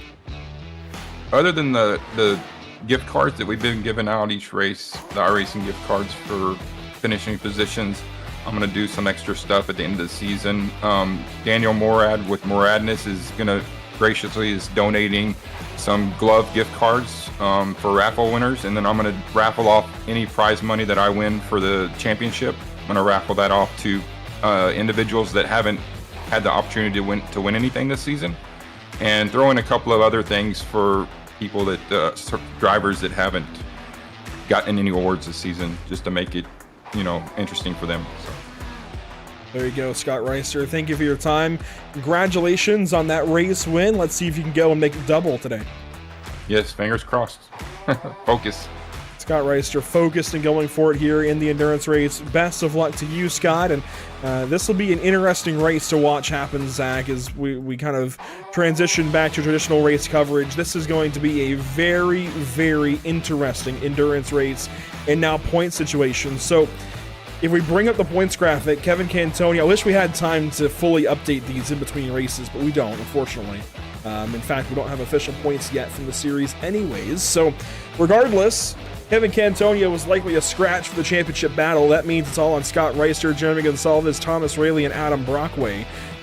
We don't have exact totals, but Reister is going to be about, I believe, see over Brockway, probably 10 points ahead if I had to round it. Whether that's a point up or a point down, I'm not entirely sure, but we're going to say about 10 ahead. And then Gonsalves, Rayleigh, and Brockway are going to be around even with each other. And Zach, that is one thought-provoking kind of scenario, isn't it? I don't want to be involved in any math, to be perfectly honest. It's already so complex right now, and I think I'm gonna go with your guess, is that Scott Reister at the end of this race is gonna end up being our champion. It's got to hang on, and if there are any problems here in the endurance race, it could absolutely go the other direction. But if you look down in division number 2, Ricardo Delgado comes in 1 point shy of the lead today, but has earned that lead through the heat race, and we'll talk more about it as the endurance race goes on, but he's going to have the advantage. I wish we had live numbers updating, but not knowing exactly what kind of penalties and such are going to come from the series from today, it's just so hard to say. But Delgado should have similarly about a 7-point lead, 7 to 10 points over Bradley Alvis, and certainly over Mark Reynolds. Reynolds will be about 15 back, I think, after all of that. It's going to be interesting to see how the day goes on, and I say that a lot. It's going to be interesting. It'll be interesting. Well, why? Because this is for a championship, and there are just so many unknowns piled in here for the final round of the season. But before we go racing for the endurance race today, Zach, let's take a look at what's upcoming for us at Pit Stop TV. It's a whole lot of oval racing. Next up, tomorrow night, we go out to the Richmond Raceway with the Icon Cup Series. It'll be August 11th. And we'll be going short track racing for the first time in a while with those boys. It's going to be a lot of fun. It's been since Iowa that they've been short track racing at all. And it's been since, I want to say, Bristol earlier this season since we've broadcast any short track racing with them So it has been a while since we've gone short track racing with the Icon Cup Series. I cannot wait to get back to it. A lot of intermediates have gone on, but I love that short track racing. We'll go dirt track racing, though, on Tuesday with the BRB Butt Kicker Cup Series at Eldora Speedway on August 13th. And Zach, that was a really cool series to get to know this past Tuesday at Indianapolis. But to go to Eldora and go dirt racing with the NASCAR Cup Series cars, that's something special. NASCAR Cup Series cars on dirt has always been an interesting, little interesting scenario to run through, really. You know, you saw them on Bristol dirt for a while, and I think I said it the last time you and I were in the booth together talking about it. I think taking these cup cars to a more established dirt track rather than going to something like Bristol dirt, I think that's going to be a lot better for the racing product. I think it's going to be a lot better for racing etiquette, because Eldora is very wide for a dirt track, so I think it's going to provide some great racing for those cup cars. But Icon Cup Series at Richmond, I wouldn't miss that. That's going to be one heck of a race. Those cup cars at Richmond, though, they got to do something with the setups, because the left front lock is really, really challenging. Definitely some challenges ahead for these drivers. Then Sunday, August 18th, we go to the Michigan International Speedway with the Icon Cup Series. So a lot of NASCAR Cup Series style action going on in the next week here at Pit Stop TV and beyond. And we do have some short track racing coming up with the Sim Auto Racing Association. They have their Oxford 250 and Slinger Nationals coming up this month, in addition to a new NASCAR Cup Series style league coming in September. So a lot, we've become the home, I guess, of NASCAR Cup Series style racing, we'll say. We're going to have 3 leagues with the NASCAR Cup Series cars here very, very soon. It's a popular choice, and apparently Pit Stop TV will be the home for it very, very soon, but plenty of places to watch along, Zach. Absolutely, pitstoptv.com. And then you've got facebook.com/pitstoptv, instagram.com/pit_stop_TV, twitch.tv, finally back on Twitch, twitch.tv/pit_stop_TV, youtube.com, the main place, the best place, the greatest place to watch Pit Stop TV, youtube.com/pitstoptv1, and then x.com/pitstoptv. Andrew, these drivers are hitting the grid. No invert like we talked about earlier, because this is a championship race. They've got 2 hours ahead of them. Let's meet the starting grid. Scott Reister on pole in car 42 after his race win in the heat race. Adam Brockway, the 142, will grid up in second spot. Gridding up third, it's Eduardo Pecorini, teammate to Thomas Raley. Chris Sanchez will start from fourth. Starting fifth is Jeremy Gonsalves, Miguel Colon from sixth. Starting seventh and eighth, you'll have Alexandre Cunha in the 7 and Thomas Raley in the 24, teammates with Eduardo Pecorini. Starting from the ninth spot is Eric Leroy. 10th is Diego Etta. Back in the 11th spot, this is where we get a lot of Division 2. Ricardo Delgado, your Division 2 race winner in the heat race. He rolls off from 11th. He'll likely, if everything holds on, he's the championship favorite, we'll say. We'll put it that way. The championship favorite right now, Jake Browder in the 12th spot. 13th and 14th, Kevin Peake and Mark Reynolds. Watch for Mark Reynolds. He was scary fast in qualifying. Put it on pole in Division 2.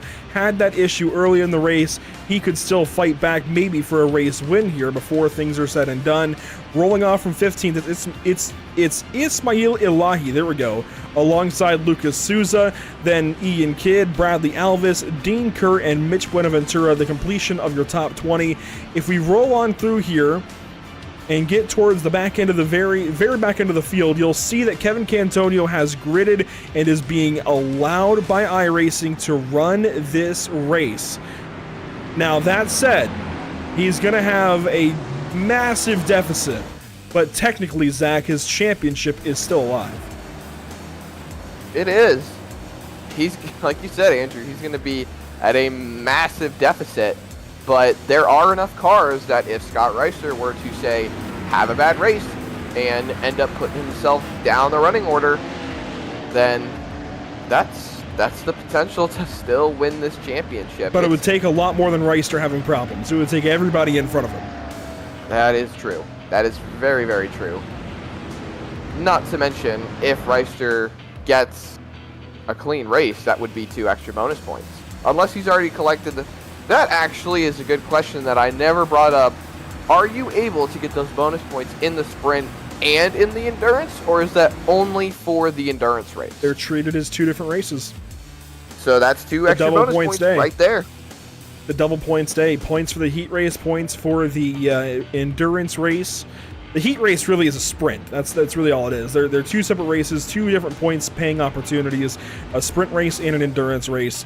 But that is a look at your Whiplash SimCam's race details, bottom right of the screen. Fixed setup, 50% fuel to start, then 60% thereafter, 15 incident limit, 5 incidents thereafter. And if we look at the weather conditions for this race, the air temp has picked up a little bit, a couple of tenths of a degree, but the track temp is starting to go up a little bit, now up to 73 degrees from about 68 in race 1 on the day. We're going to turn things over to the hands of Scott Reister out front of this field. Thanks so much for tuning in at Pit Stop TV. Thank you to Maradness for this entire season of GT3 racing with the North American Racing League, but we are off and away in the final race of the season. It's the endurance race in Australia.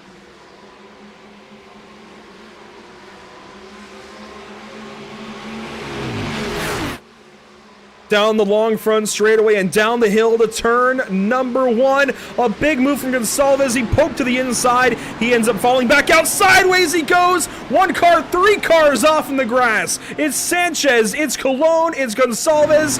Jake Browder gets out into the grass. Gonçalves is going to spin. Everyone's all over the place now. Big crash. I see Kevin Peak. Is that Ricardo Delgado caught up in it? That would be huge for the championship. Miguel right now. Colon is beached. And Ricardo Delgado is absolutely destroyed. There he is in the 31. Oh boy, this is getting turned on its head now. This is where everything starts to shake up. Delgado is all the way down the order. Mark Reynolds has taken over the race lead. He is 10th on the racetrack. He's got teammates behind him, Ismail Alahi and Ian Kidd. Bradley Alvis is down in the 18th spot. He's got problems. Well, I say problems. He's just got a lot of points to make up now. Logan Boone is all the way back there with Ricardo Delgado. And Ricardo is trying to recover. He's going to try and run this thing out, it looks like, with all of that damage. What was that you said earlier about having our champions decided? Or at least having our favorites noted? I am astonished. Absolutely astonished. That also swept up Kevin Peak, who is on the verge of having something here for the championship. Got 1 car dipping into the pit lane. That'll be right a penalty over there for Gonçalves, more than likely. Oh, another big crash! Spinning. Who is that? Whoa! On the racing line. Who was that? That's Kevin Cantonio. As if it couldn't get any worse. Oh no. Solpec has crab walking imploded. a little bit. Solpec has imploded here at Phillip Island. We're going to go back and get a full replay of what happened out in turn 2. So watch Gonçalves here. He is 3 wide between Era and Colon. Colon goes for a spin after. That's where the problems really lie. Colon is spun around in the middle of the racetrack, sweeps a couple up. How did Delgado get in all of that? There you see him off in the left-hand side of your screen. No front end already. He was spinning. There's Delgado. He gets swept up when Kevin Peak does, it looks like. He actually gets left. hit by Ismail Alahi and Bradley Alvis. So Alvis took a hit in that. The fact that that hit took off the front end is kind of surprising to me because it wasn't that huge of an impact. You can see him riding through the grass, safely rejoining the racetrack. Delgado, oh man, he's got some ground to make up now. We look on board. This is with Delgado now. There you see them all getting together up front. You see the 1 car go right, and then everyone spinning in front go left. You can only do what is necessary to avoid the wreck. Everything else is just out of your control. Unfortunate turn of events for a lot of these drivers. And then really you have Kevin out. And then you have Kevin Cantonio, who blends in right behind his teammate Jeremy Gonçalves, who had that problem in turn 2. And Cantonio is going to go for a spin here a little bit after the fact. Gonçalves gets over on the right side, lets Cantonio go by. And Cantonio's on his own now. This guy, Nothing going on. with 4 wins out of 6 races coming into today, was looking bulletproof until whatever happens here today with missing the heat race and now Runs wide. And now this happening in the endurance race, and the car just got 3 on him. Wow. Oh, wow. There's a dip right there next to the wall. Woo! That's what we call a Code Brown moment right there. Absolutely unbelievable start to the day. Well, start to the endurance race, I should say. He got wide and ran those right side tires through the grass, which, you know, with iRacing's tire model, it takes a minute to get the grass off the tires. So they just could have been a little bit slicked up. They could have been a little overheated or just whatever that could have happened that would have upset those right side tires. And now he's just in such a horrible spot. But we see the entirety of our divisions flipped on their heads from earlier on. Reister and Brockway still fighting it out with Pecorini right behind them. That's your top 3 still as they were from the heat race. But you look down in D2, Reynolds leads the way, and looking through, I see a lot of drivers that are up in the top 5, up in the top 10 that weren't there early on. At least in the sprint race that was. Having a little bit of a graphics freeze, but we'll work through it. Watching Scott Reister and Adam Brockway out front. Eduardo Pecorini second. Mark Reynolds leading down in division number 2. And he's, of course, got the company behind him that he wants to have in teammates.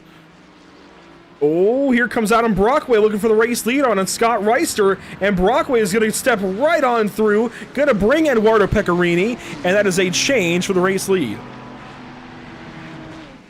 Change for a few spots right there. Whoa, really wide there. Pecorini all the way into the grass. He's going to fall into the clutches of the 2 cars behind him.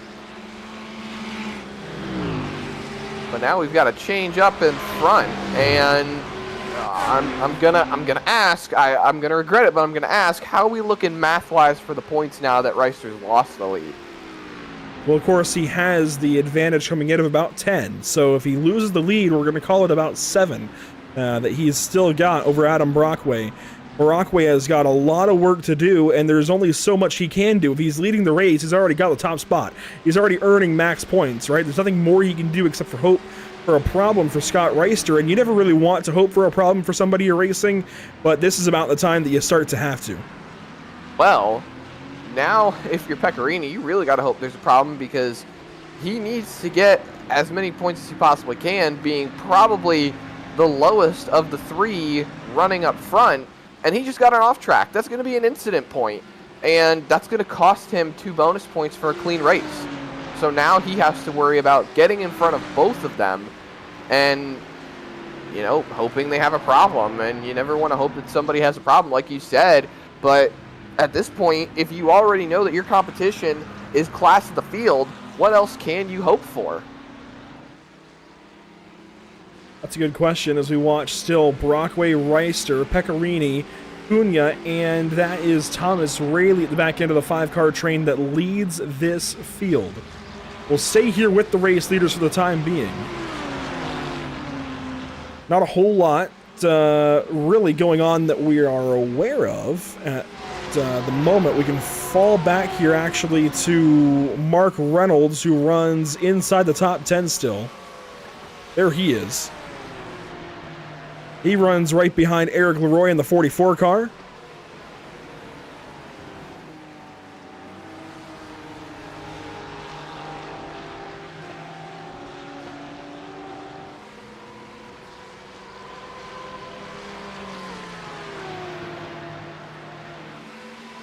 And I told you we'd have graphics coming back. Well, they're back.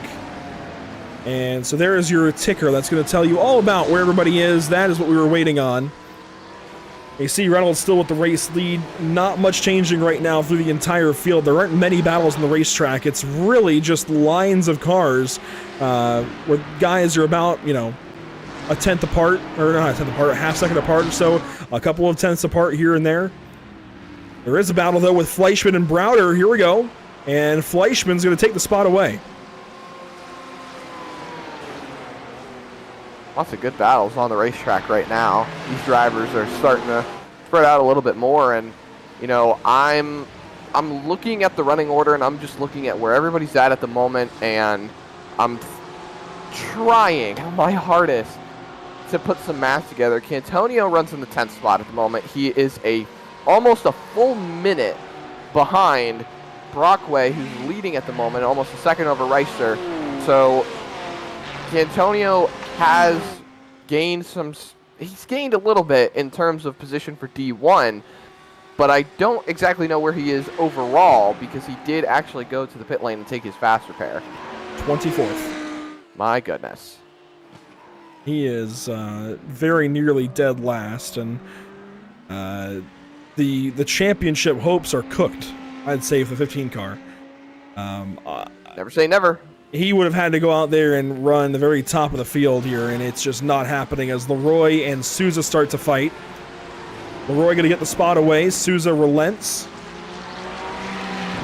And that was down at turn number 6, it looks like. They'll now work the climb up to Lukey Heights on board with Lucas Souza.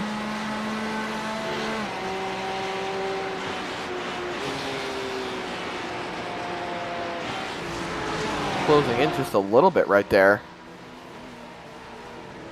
And that's Mark Reynolds right there on the back bumper in the other portion. Yeah, and Reynolds would like these points. That he would. Overall spots would be extremely beneficial for him to be able to get that car in a better championship spot, especially since his championship competition is currently way down the running order. Delgado's 12th in D2, and overall, I think he's somewhere around 20th at the moment. 21st. There you go. So that's some spots that Reynolds would like to have as, well, in reality, a cushion, because he's already doing what he can to maximize getting those points, and I am surprised to see that Delgado is still on the racetrack. I guess if you don't have a flag saying you got to head to the pit lane, you don't have that meatball flag, I say keep going. So this brings Bradley Alvis back into it, and Alvis is now just about as far ahead as Delgado was earlier. So frankly, I don't know exactly how this is going to work out. I think Delgado's got a point lead or so, I think. This is going to be really close. We might not know today who the champion in Division 2 is if this continues. I really don't know. We don't have the tools with us to work out the exact... Oh, that's Chris Sanchez. But we don't know exactly where these guys stand. That did just help Ricardo a little bit. That got another Division 1 car out of the way. Bradley Alvis runs 14th. Ricardo Delgado runs 19th. About 5 points. We figured it was about 7. So I think Delgado's got the lead by a point maybe. But then you have Mark Reynolds out there 11 spots ahead. He might be able to climb something, or climb up and cut the deficit down. I don't know. And we still have an hour 42 to go. It's going to be hard to tell at this point. There's so many different aspects that can happen at the moment to shake this race and really turn it on its head. And oh, and that's some damage on Scott Reister's car. Oh? I'm not seeing it. The right rear. Now I see it. Oh, it's bent in at the quarter panel. That's interesting. We didn't really see a lot of contact that could have happened that would have resulted in that damage.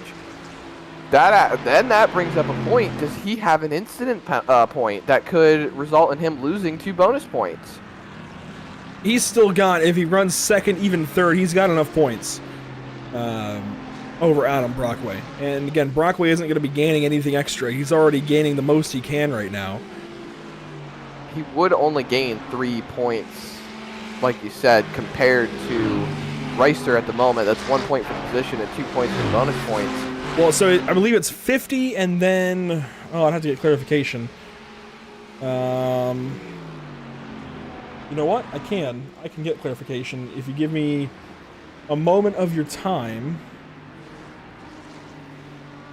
One thing that I'm finding to be quite different from the sprint race is the top 5 are a lot closer together than they were compared to early on in the sprint race. You saw Reister and Brockway just run away with it, but now there's only about 2.5 seconds between first and fifth.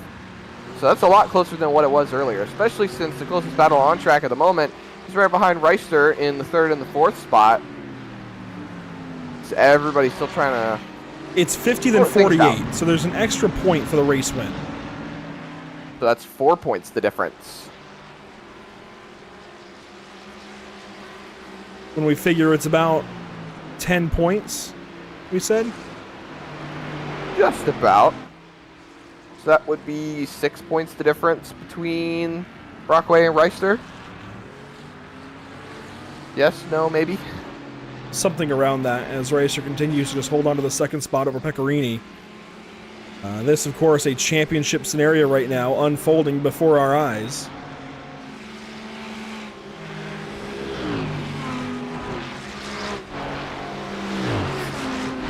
Waiting on ATVO to catch up with us, but we'll continue on with the race leaders. We're not going to lose coverage of these guys up front, even if we lose graphics again. And Zach, you've run some endurance races. I know this is a far cry from a 24 or a 12-hour race. It's only a couple of hours, but still, a lot of the same mentalities, a lot of the same principles apply. Early on in this race, you're settling in, trying to get into a groove. How important is it to mentally focus and be in the right headspace? I don't know. You're asking the guy that wrecked himself out of the 24 hours of Spa. It's all about just trying to get yourself into a rhythm. Find your rhythm, stick with it, and, you know, I don't know how other drivers do it, but for me, when I'm in the car, it's all about hitting my focus point, you know? Once you find that rhythm and you know where you need to be, it sort of just becomes tunnel vision. You shut everything else out. It's like you can't hear everything all at once anymore. You can only hear what you're focused on. You can only see what you're focused on. Everything else becomes black all around you, and you're just completely set on what's going on. So for me, once I hit that focus point, it's all just about I'm in my rhythm, I'm clicking off laps, and nothing else is worrying me, nothing else is concerning me, and it's just try to catch who's in front, make that pass, and go. Reister nursing a little bit of right rear damage, just focusing in, and I think maybe his focus has been rattled a little bit. We didn't see the incident that led to that damage, and it'd be impossible to find now, but things have calmed down, I'd say. Things are looking very, very calm around the racetrack since that lap 1 incident. Oh, Miguel Colon back on the track, a little wide. Here you see Mark Reynolds. Miguel Colon, I believe, a lap down. And yes, he is. So right now, everything is just holding steady. There's really, I hate to say it, but there is not much happening at the time being.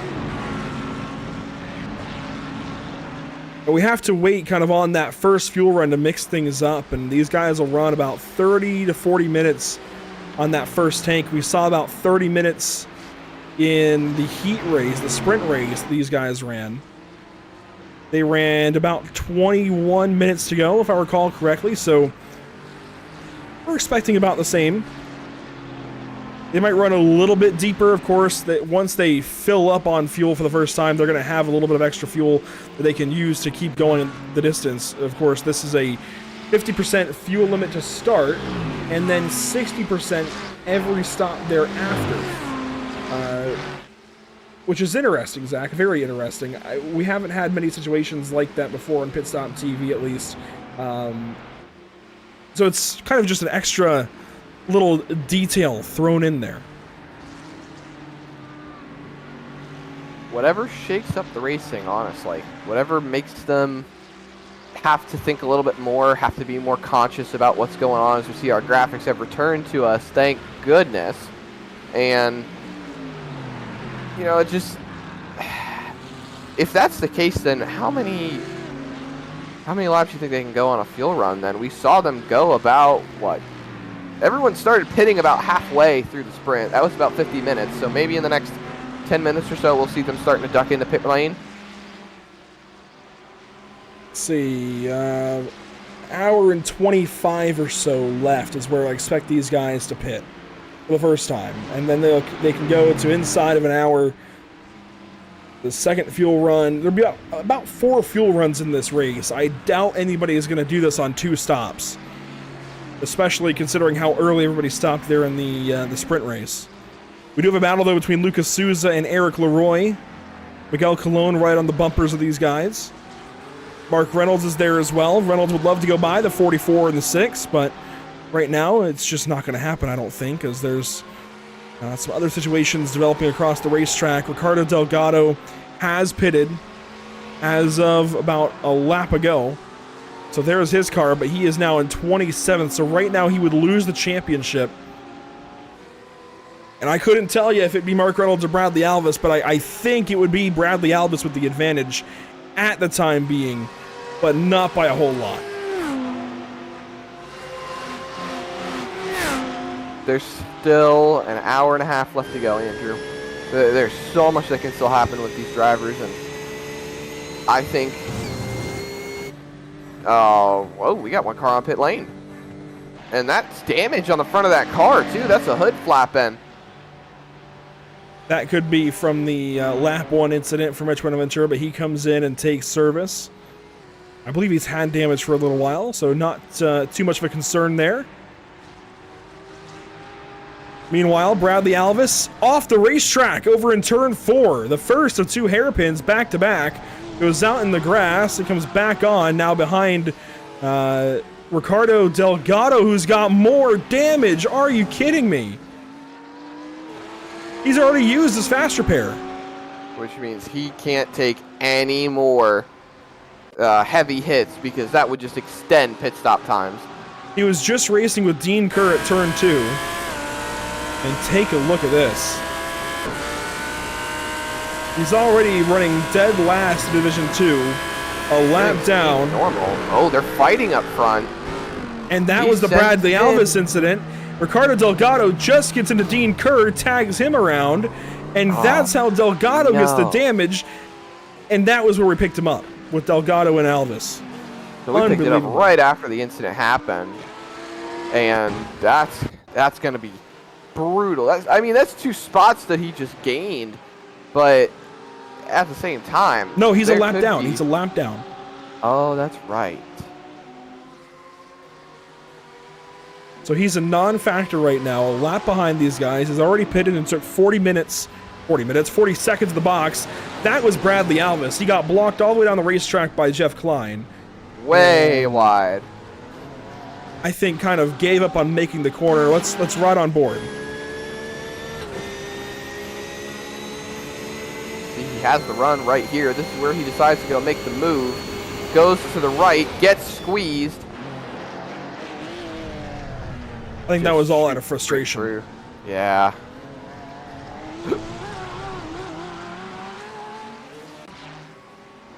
Well, things are calming down now a little bit more. Scott Angelo, Logan Boone, they race for 17th on the racetrack. This is the closest battle currently, as Angelo looks to make a move on the Spa race winner.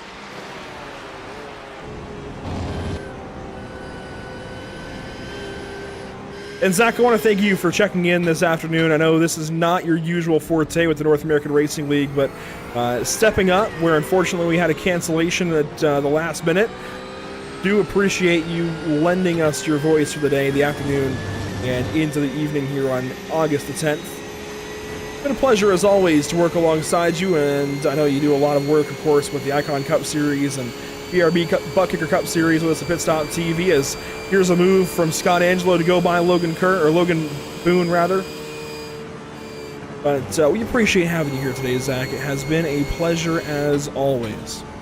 I appreciate getting to be here. I always get a kick out of getting to be in the booth with you, Andrew. Hopefully there's more stuff in the future for us, and we keep making progress moving forward. It's always fun to be able to, as you said, lend my voice to help out whenever it's necessary. Want to give a big nod to our partners, of course, Moradness, JS Consulting, and Screw Compressor Service Incorporated with the series.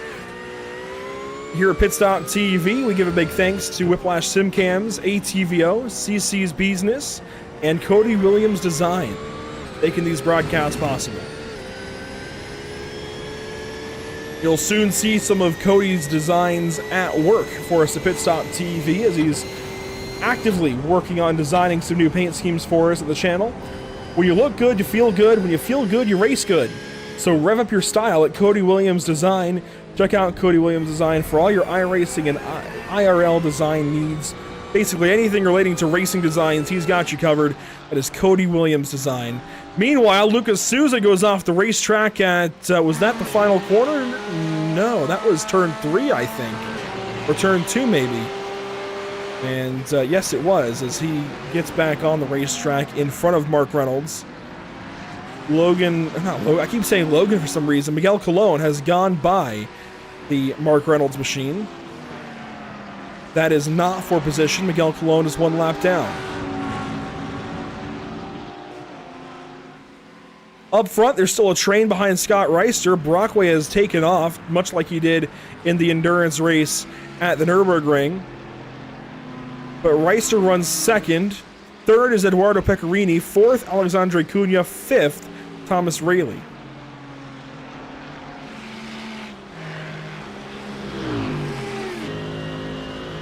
Riding on board with Scott. I'll let you go ahead. I was going to say, they seem to be the closest fight on track at the moment.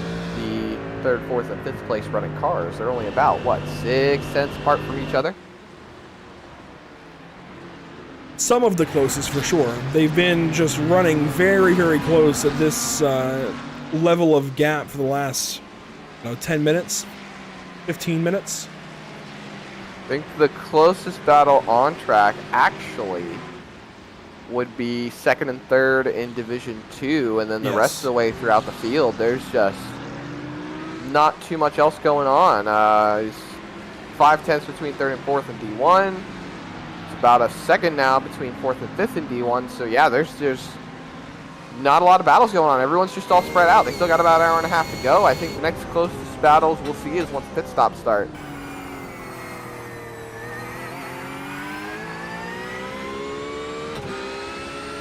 Watching here, Ian Kidd on board.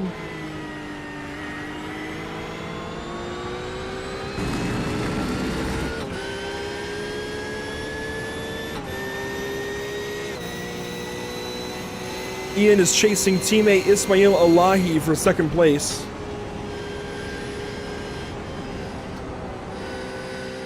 And we've got pit stops. The Pattersons have come on in. They're the first to hit pit lane. And what's interesting is these guys will have slightly longer pit stops now because they're fueling for a full fuel run. They might be able to go for 4 tires. It's going to be a stretch, but we might see somebody do it. Maybe not on this first stop, maybe the 2nd stop. I would say take the risk now, when it's early on in the race and you know you can make the time back up. If you're going to take 4 tires, do it. Do it on this stop. Do it right now. Get it out of the way. You'll be able to work it out throughout the entirety of the run, and you'll figure out if it's worth it or not. And then, if you don't, more time to make it up on those fresh tires. My personal belief would be to not take tires this first go-around. We saw Brockway was still pretty good without tires. This is an endurance race after all. Save the time. Maybe take 2 lefts since you can get them in quick. Or 2 rights, rather. Otherwise, I wouldn't take tires. I would go for 4 at the mid-race pit stop. Because that's going to be about midway through and should help you kind of get through one half and then the next half. That's my personal belief system, maybe, if that's what you want to call it. As we've got a pit stop, all of our leaders have come on in. So Brockway, Reister, Pecorini, Rayleigh. That leaves Alexandre Cunha on the racetrack. And it looks like Eric Leroy will pit, Lucas Souza will pit, Mark Reynolds will pit. Up on the jacks for Reister. How long do they stay on the jack is the question, though.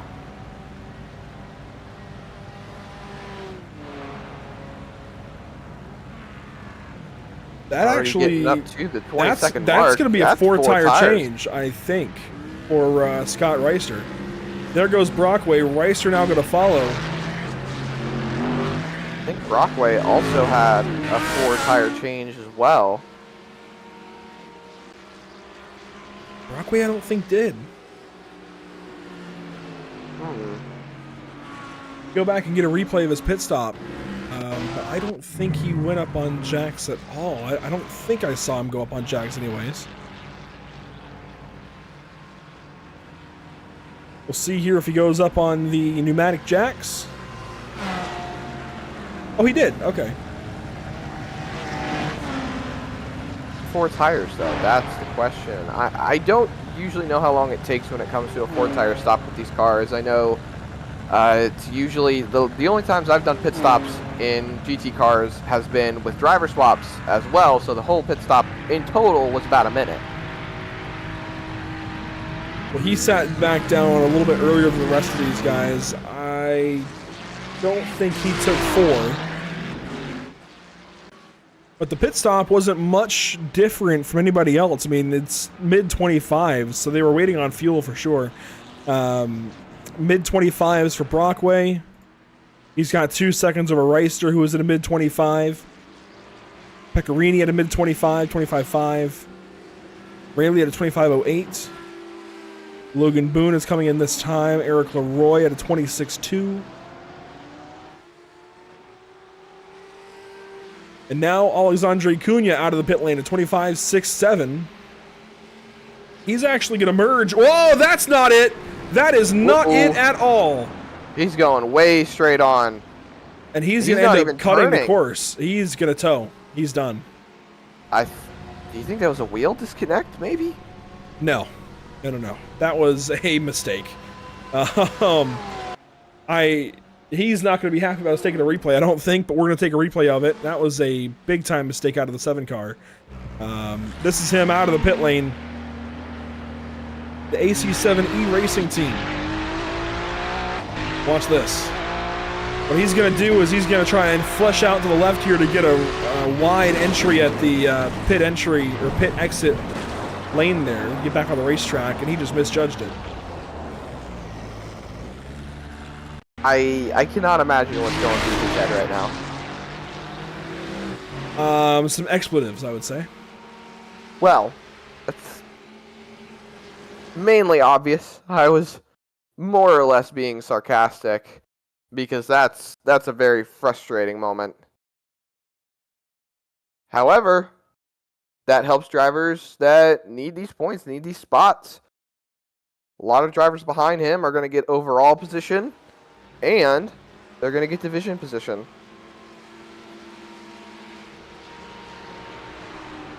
The driver that helps the most will be Ricardo Delgado, who's going to pass him right about now as he passes the pit stall. Ricardo now moves up a spot as he runs in exactly dead last. He's the 1 car, 1 lap down right now. Pitted some 7 laps ago. And does it truly help him if Mark Reynolds also passed him as well? You raise a fair point. You raise a fair point. Everyone in front passed him as well because, you know, that was a top 5 driver in Division 1 and top 5 overall. So everyone was able to get by him, therefore negating any points that would have been gained by Delgado. I see Dominic a little while ago asked about no reverse grid, no invert here for race number 2 today, and that I believe was a choice made because it is the championship round, basically not wanting to add too many bells and whistles, or as some may say, gimmicks to the race, and just wanted to leave things to play out naturally, which I can respect for sure. But no invert on the grid today, kind of keeping things a little more as they would have been, I think, if this was just kind of a continuation of that sprint race. Which begs the question, what would happen if they just ran the 2 races together and ran 3 hours? I wonder.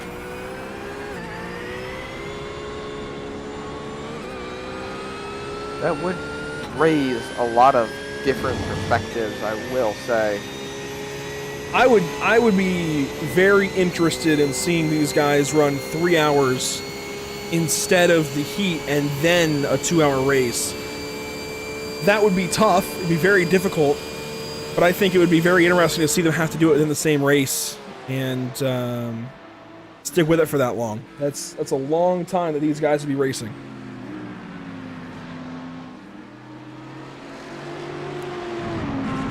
On the ticker, you can see position changes. So drivers are, well, they're, I don't think how to explain this. The number next to driver names is how many positions they've changed. If it's a positive, they've moved up spots. If it's a negative, they've moved down spots. And Mark Reynolds is up 7 positions. This is, of course, tracked overall. Up 7 spots for Reynolds, 9 for Ian Kidd, 6 for Ismail Elahi. They have taken over this division number 2. There's a look at Mark Reynolds. He works up to Ricardo Delgado and Lucas Souza now. And Mark is still within a second of Lucas Souza. That would be for 6th overall. So Mark Reynolds has got something here today. As Ricardo is, I think, yes, headed down the pit lane again. Such an unfortunate day. He did so good in the sprint race, and now he is really hurting. You don't even see his headlights working on the left-hand side. Usually you see the lights flashing to indicate pit limiter, and well, you only see it on the right, not even on the left. It's a penalty for him. That's incidents. Oh, no. And that's not the first one he's had. Oh, boy. This race has really just become one to forget for Ricardo Delgado. And I believe, Andrew, that is his championship well and over with. I know I said never say never, but at this point, you're just adding insult to injury to the man. I believe so. I don't want to be quoted saying that, but I believe so. I mean, he's nearly 20 points right now on the racetrack behind Mark Reynolds. Reynolds, I think, would take over 2nd. Bradley Alvis, I think, just hangs on to 1st for now. This is going to be a very interesting championship, that's for sure. It's between Reynolds and Alvis, and I'm not really sure who's in what spot.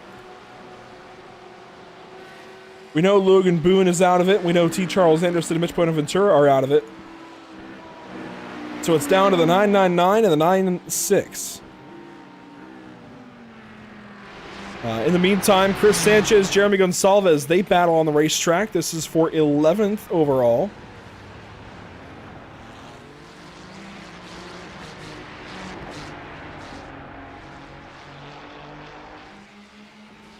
And Gonsalves is going to pit. That's definitely going to flip things on its head here. Question is this a penalty or is this a pit stop for Gonsalves? Remember, he had to pit after the fact, after behind all those guys earlier because of the damage and such. After the crash. So is this an actual pit stop? It looks like it. He comes in, goes up on the jacks. Well, the next closest battle then becomes Scott Angelo and Dean Kerr. This is the closest fight on the racetrack at the time being. A couple of teammates there. You see Angelo go straight on by. Dean Kerr let him have the spot.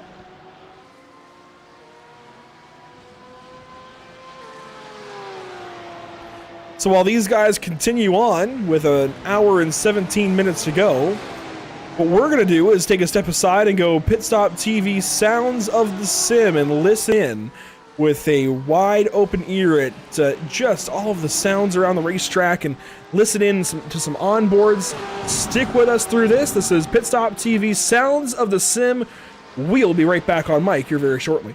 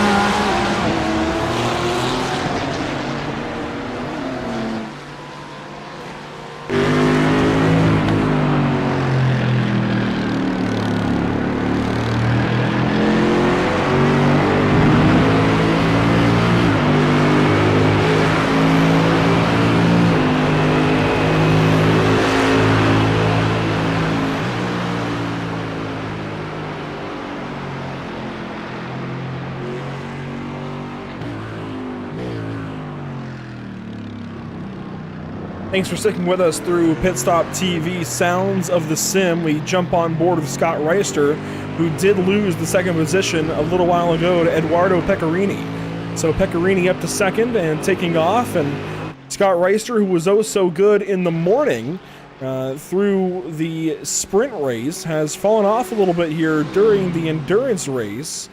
The track temp has stayed about the same, now 71 degrees, down a couple degrees from 73. So that doesn't seem to be the problem. But Scott Reister a little ways off pace right now in a very unfortunate situation for him, but he's still hanging on to a pretty solid spot, and right now I believe would still win this championship. So long as he can hang on to where he is now, I think he'll be okay. Alexandre Cunha, of course, is out of this fight, so that's a little bit less pressure on him. Cunha's out of the race. Diego Eda's out of the race. Those are the only two drivers that have parked it thus far. Kevin Peake has dropped down to last. He runs in 26th. Ricardo Delgado in 25th. Timothy Patterson 24th. Miguel Colon 23rd. And there are just a couple of battles dotting the racetrack. Here's one of them. We'll go on board with Jeff Fleischman, who's losing time now to Jacob Klein. So Klein going by, Fleischman losing the spot, and now falling in line in the 20th position overall, some 9 seconds or so ahead of our race leaders.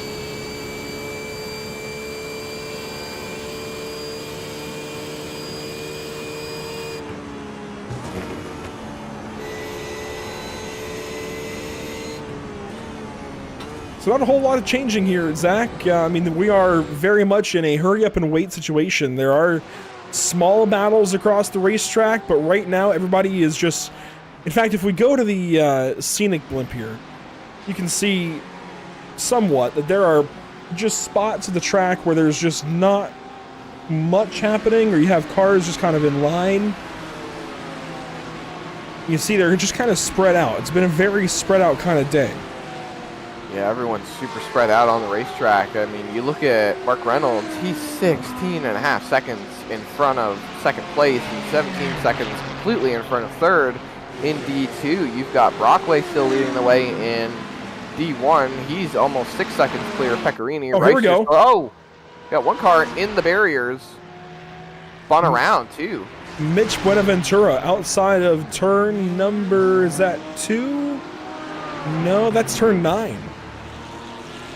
He was the wrong way around. He had damage early on, had to use a fast repair, and you can see that the rear end of that car is all bent out of shape. So probably either a rear impact to the wall or just someone tipped him, but there's no one close. Much like his teammate Bradley Alvis earlier, just a mistake here in turn 9. This, though, where the car steps out instead of taking too much speed over the crest there. That was just a very simple... The car got loose. Car got away from him. Yeah, just an over rotation into the corner on entry, and it steps out. And I think he's a little bit more thankful that it was a tire barrier that was struck and not a metal guardrail or a wall, because that'll do a lot more damage to the rear end of that car.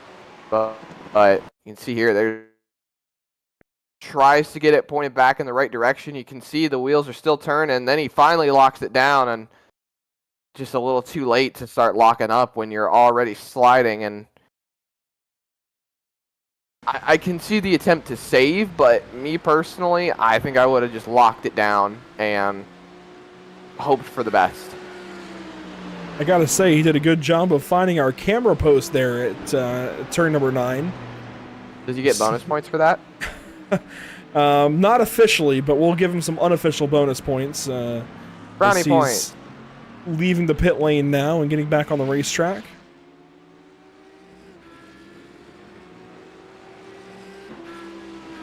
Well, Andrew, with everyone so spread out on the racetrack and not too many battles to worry about, everyone's forced to get into their rhythm like we talked about earlier and not have to stress too much about losing points or losing ground. You've already got drivers like Mark Reynolds here who are doing all they can to put themselves in a position to win this championship after struggling early on in the sprint race. where do you think everything kind of lines up at the moment now with Reynolds leading? You know, you've got drivers early on that we thought were going to be good, like Delgado, who is, you know, a lap down the running order. Where do you think this ends up putting Reynolds? It's hard to say, but he and Bradley Alvis are going to be close. Know that much.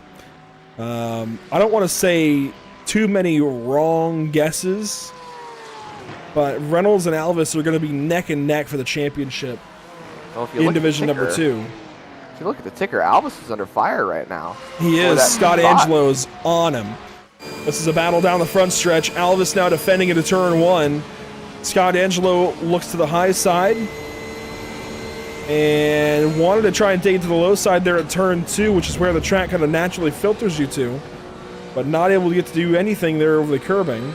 Alvis took the spot, and now Angelo is all the way driver's left for some reason. It was odd. Interesting shakeup. And so this little battle continues. It's just ahead of Will Coffey for the 14th spot overall.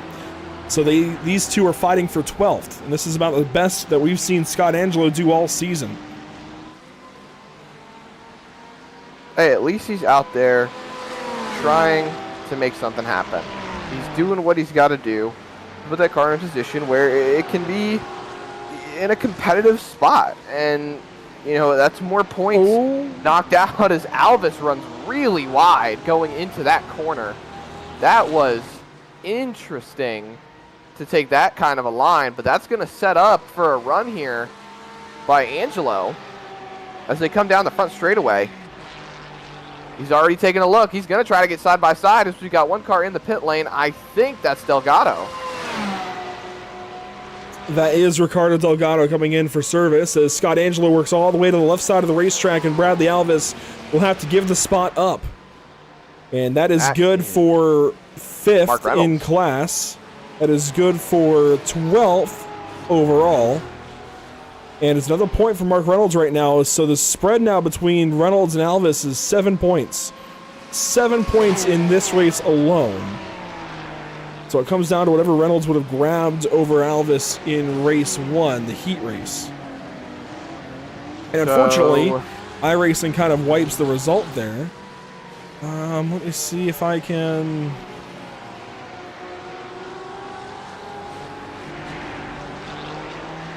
Reynolds did pass Alvis in the heat race, if I'm not mistaken.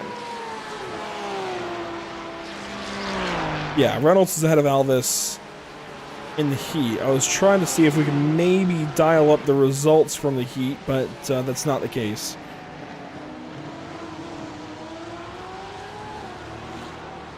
I'm gonna have to... I might dial up YouTube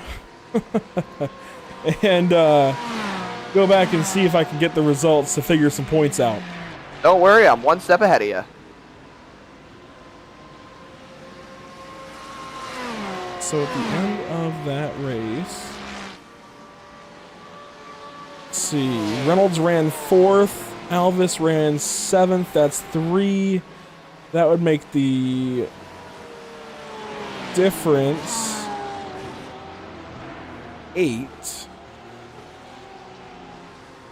And we're not figuring in clean races because we don't know for sure if anybody did or did not have a clean race because of incident points and we already know for whatnot. a fact that Reynolds did not have a clean race in the sprint.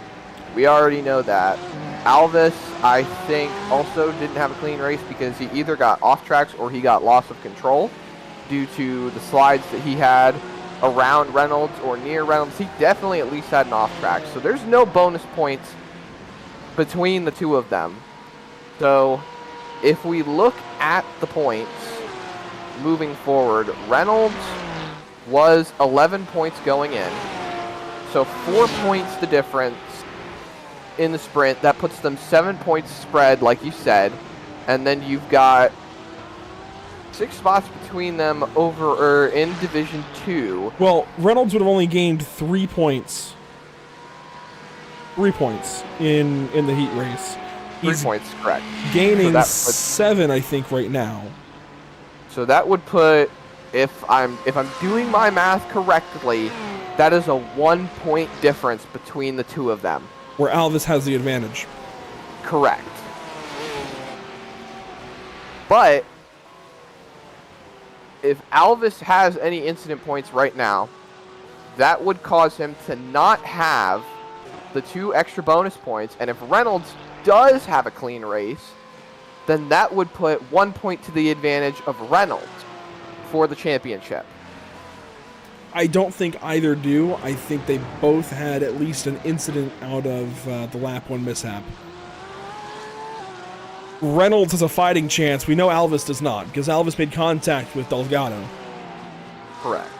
So that would negate the fact that he does not have the bonus points at the moment, which means it's a 1 point gap one way. We don't know which way. That is true. So we're floating around 2 different scenarios right now. It's the matter of Reynolds has the bonus point and he's the champion right now as it stands, or he doesn't have the bonus point and Alvis is the champion as it stands. But that means Alvis cannot lose any more points. He can't lose any more positions. And the closest car on track to him at the moment is Will Coffey. That is correct. He is... How close is he, actually? I can't see the overall. 2.5 seconds back of Bradley Alvis, and I wish we had an overall ticker along with the class ticker, but it's a difference, like I said, of 2.5 seconds between those 2 drivers for an actual point on the racetrack. If Will Coffey is able to make that time up on Bradley Alvis, well, he's not going to right now because Coffey just ran off the racetrack. So he goes. Coffey's going to go off and lose some time. Dean Kerr goes by, which makes it now a 5-second gap between Kerr and Alvis. So Bradley Alvis, yeah, he just loosened the belt by a notch, which, you know, like after a long day of work, you get home, just loosen your belt. That's that good feeling.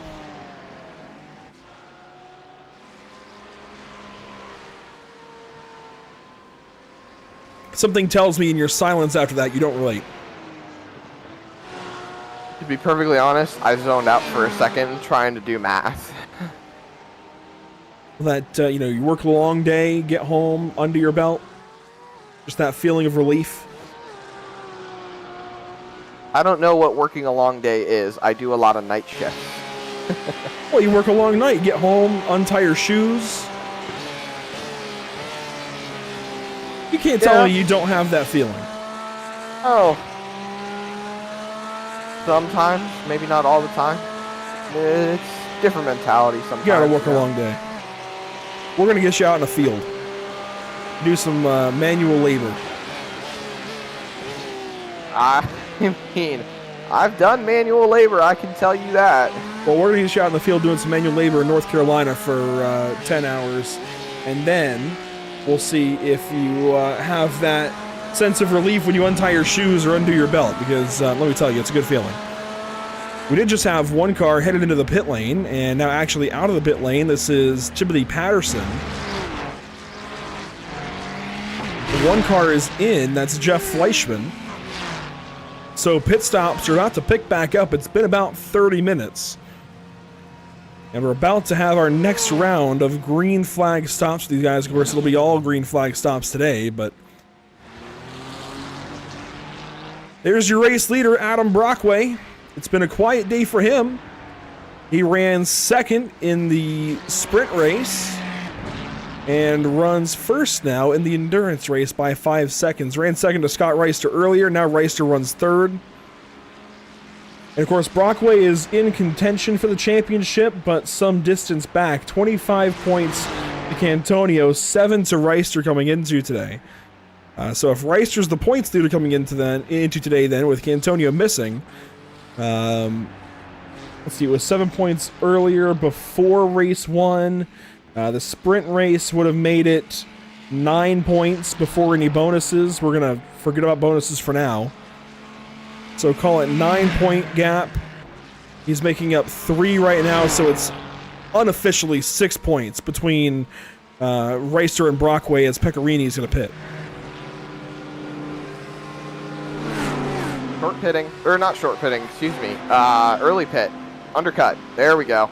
Took me a second, but I got there. Usually, at least the way we see it in stock cars, is you don't want to be the first car in pit lane. And I don't know how it goes with road racing because there's undercut and overcut strategy, but I still hold the basis of I don't want to be the first one to pit. I don't want to be in there early. I don't want to be the one taking tires early because that just means the other drivers are going to have extra laps on you as the race goes on, as we see Mark Reynolds go up on the jack. The tires won't make much of a difference. Really, it's coming down to the fact that you're running fewer laps on less fuel. If you're able to go a little bit longer, you're running more laps on less fuel, which means the car is lighter. You're able to run a little bit faster. You also are able to take less fuel later on in the day. So if you run deeper, it's better. It's much more beneficial if you're able to run a little bit deeper in these races. Reynolds comes in here, one of the first to the pit lane, but he's got 13 seconds back to anybody in class, and it's a couple of teammates. So he's sitting pretty right now. Not much concern, although that pit exit can be a little bit scary. And here we go. Race leader comes on in. That'll be Adam Brockway, followed by Scott Reister in the distance.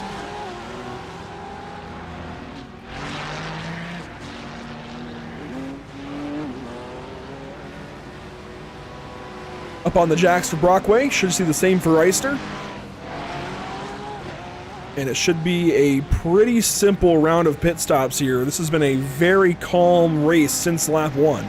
Everything was exciting there for a moment, and has since calmed right down. Everything's just going to be a switch up now. Just, when I say switch up, I don't mean the fact that they're going to gain or lost. I mean the fact of these drivers are going to extend the leads they have, as you see all the way in the back. That's Pecorini coming into frame. He's coming over the hill now as Brockway exits the pit lane well in front of that driver. So Brockway over Pecorini is about 5.7 seconds. There's Pecorini. Bradley Alvis is now on the pit lane. And that's important because he is the other part of our Division 2 fight. I think Reynolds has an incident from at least something today. I really do. So I'm going to guess that Alvis has the championship lead by a point right now. Could you imagine? Could you imagine if he's able to hang on to this? After everything that's happened today, if he's able to hang on to the points lead and the championship. Oh my gosh. That would be one heck of a accomplishment. I will say that for a fact. It's been one of those days, Andrew. It's been one of those days where everything's just completely unexpected. You never know what's going to happen. You never know how it's going to go. And you got to roll with the punches. You got to take it as it is. Well, he is now confirmed to be behind Mark Reynolds in points. Miguel Colon's now ahead of him, along with Jeremy Gonsalves. However, each of those two drivers will have to pit here soon, within the next 5-6 laps. Question is, when we get down to it, when we get down to the very end of this race, do these guys have to pit or not? I mean, where do the 62-1 cycle out into things? Are they ahead of Alvis or behind Alvis? We don't know exactly just yet. That could make or break the championship for either one of these drivers. Simply where two other cars are on the racetrack at any given time. Well, Andrew, you've got 48 minutes of anticipation. 48 minutes to figure it all out. And it's like the race just got started. I don't know about that one. We have been racing for about an hour and 12 minutes now as we see more cars heading to the pit lane. That should be actually a spot picked up. No, that was Mitch Buenaventura, who's a lap down. Buenaventura runs in 25th. Picked up a spot, though. He's into 5th. That was from Logan Boone pitting. Ah, that makes more sense now. So Logan Boone did pit that lap, which actually might... Oh, Alvis might end up sorting out into 12th here soon. Overall, he's 14th now, as Pecorini goes fastest at 127.062. Alvis might actually have a 2-point lead here soon.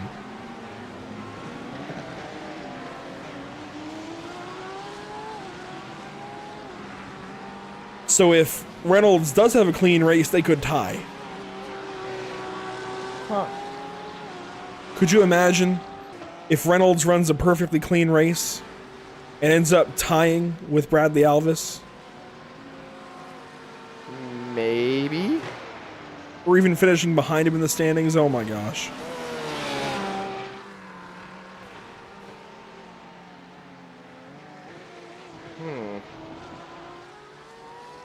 Well, You're about to make me have an aneurysm at this point with all the math that is starting to flood into my brain. Well, there aren't many battles on the racetrack. I think that's a little easier to follow. Chris Sanchez would be one of them, though, as he pulls up on Ismail Alahi and will make that pass on Ismail. Well, that is a position gained for Chris Sanchez. Next up, he'd be looking up at Ian Kidd. Now, Sanchez is a Division 1 driver. Kidd and Alahi are Division 2 drivers. So this isn't for a whole lot other than bragging rights right now, considering Chris Sanchez is out of it for the championship. He is. One driver we also know that's out of the championship, Cantonio, he has actually lost a position. He's a lap down. He went from 10th to 11th. I'm not sure when that happened.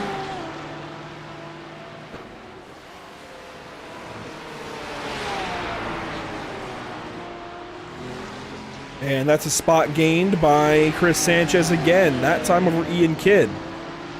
So move Kidd up a spot, or down a spot rather, Sanchez up a spot. Now it's 16 seconds up to the next car for Sanchez, who was so good in the sprint race. A tall order to make up 16 seconds anywhere at any given time. That it is. 16 seconds is quite the margin. That's up to Souza, if I'm not mistaken. Yes. That would be for the overall spot. That would be overall D1, 6 and 7th. We are right on board here with Will Coffey. He's about to catch up to Boone here, who is running in D2. Seeing a lot of drivers actually in that corner right there, utilizing the curbing and the grass as, oh. Miguel Colon comes in, so we should expect Jeremy Gonsalves to pit here soon. And those would be the couple of spots that Alvis needs in order to draw a point, well, I guess 2 points ahead of Mark Reynolds.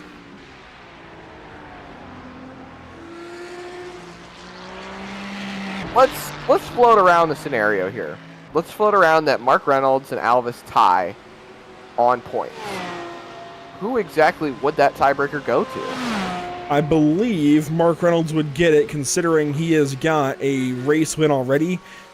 He's working on a race win here again today. I believe he would get it. Don't quote me on that. Alvis is a win too. But I believe that Mark Reynolds would end up getting it. It depends on whether or not the heat race win, the sprint race win that he has from the Nürburgring counts at the same level as Bradley Alvis's win. I would think so, but I think we'll find out here soon. That we will. Mark Reynolds continues to lead the way in that D2 position, and I can't imagine anything really getting taken away from him when it comes to, the championship potential. I don't know if Alvis might actually be able to hang on to it either.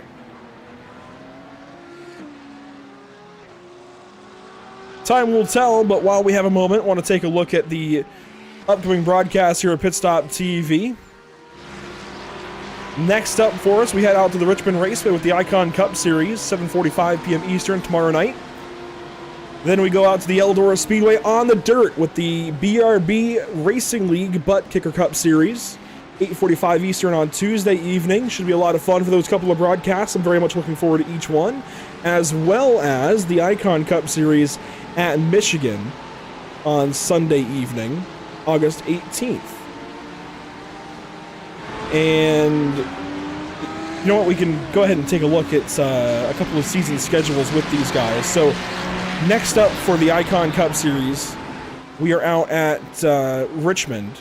Then we go to Michigan, and you can see here just how important these two rounds are. So you North American Racing League fans, if you're a fan of points, if you're a fan of racing in general, I invite you to tune into these races coming up, because these are the last two races for the Icon Cup Series regular season before they hit their playoffs and start their championship descent at Daytona.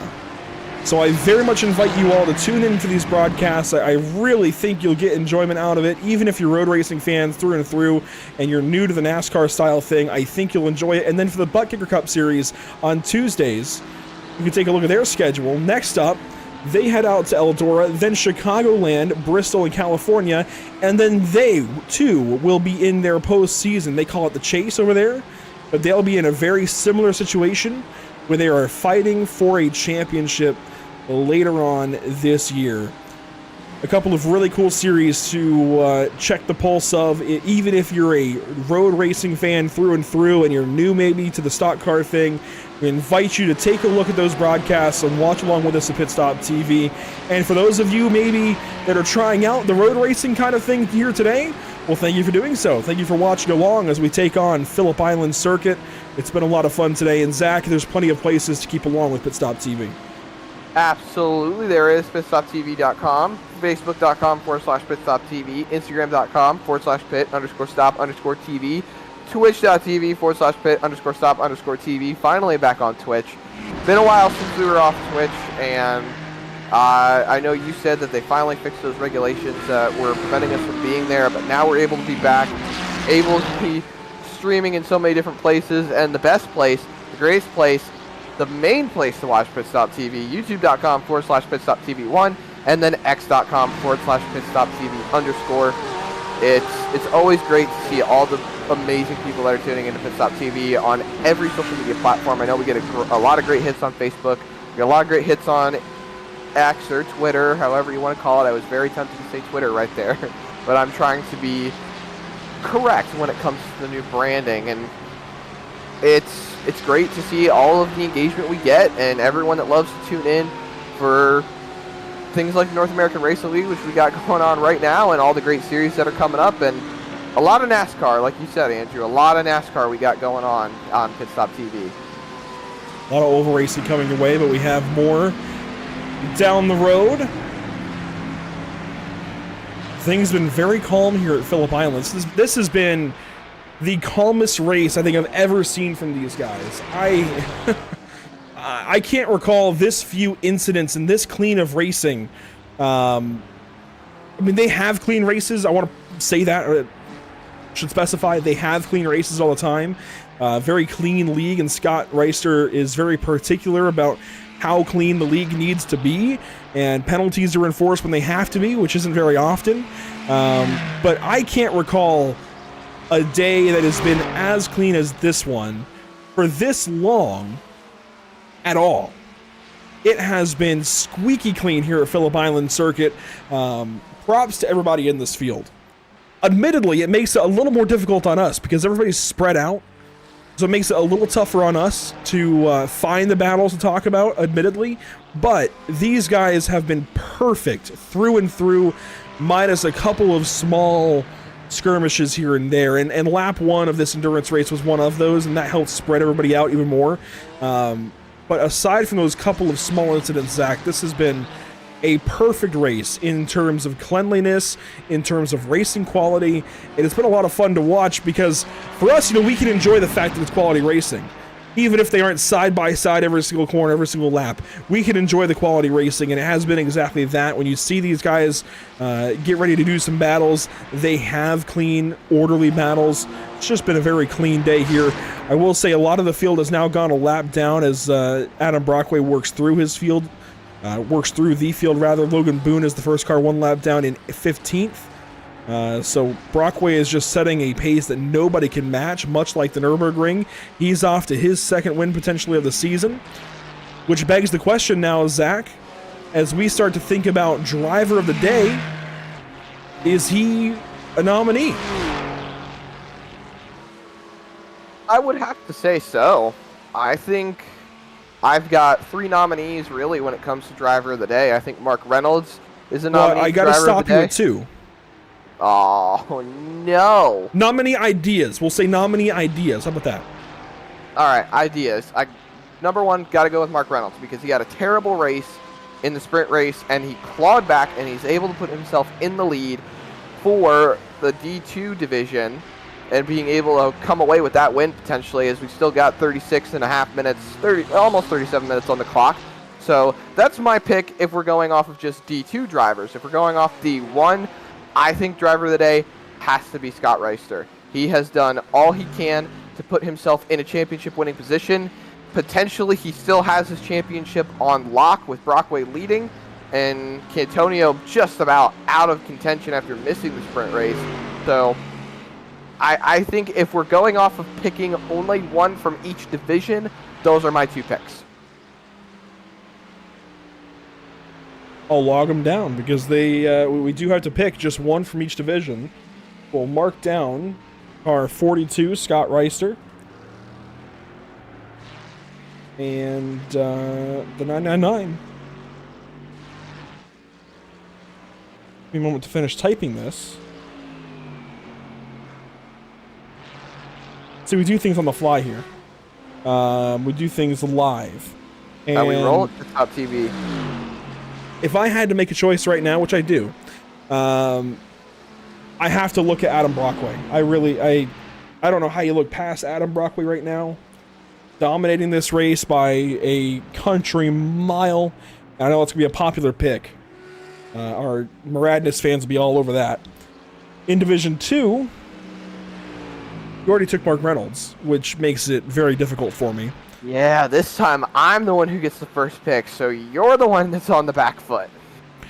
But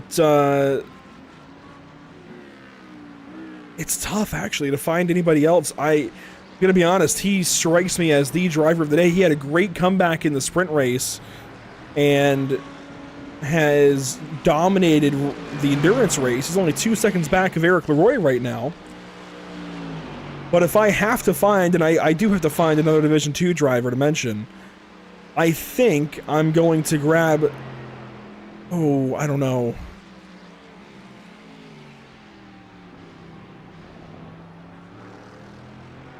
As Kyle McGowan tells us, we race Summer Shootout, make your choice and make it obvious. I think it's going to be Ismail Alahi just because of where he is running right now. I wish it was a little more clear, but he also was nominated recently and wasn't able to get the vote, so we'll nominate Ismail Alahi and see if he does get it today. I have a feeling I know where these guys are going to go. Of course, our Maradness voters are probably going to stack Maradness and Adam Brockway, but I invite you guys to take a look at Scott Reister because he has been fantastic today. Mark Reynolds as well, I think, deserves a big nod as... Don't tell me Ismail Alahi dropped out of this race as soon as I nominated him for driver of the day. No way. He's dropping down the running order. Oh, no. No way. Unbelievable. He's back. He's back. He's back. He's back, I think. He's having some struggles right now for sure. He's about to drop out. He's having definite connection issues. Oh, no. Oh, no.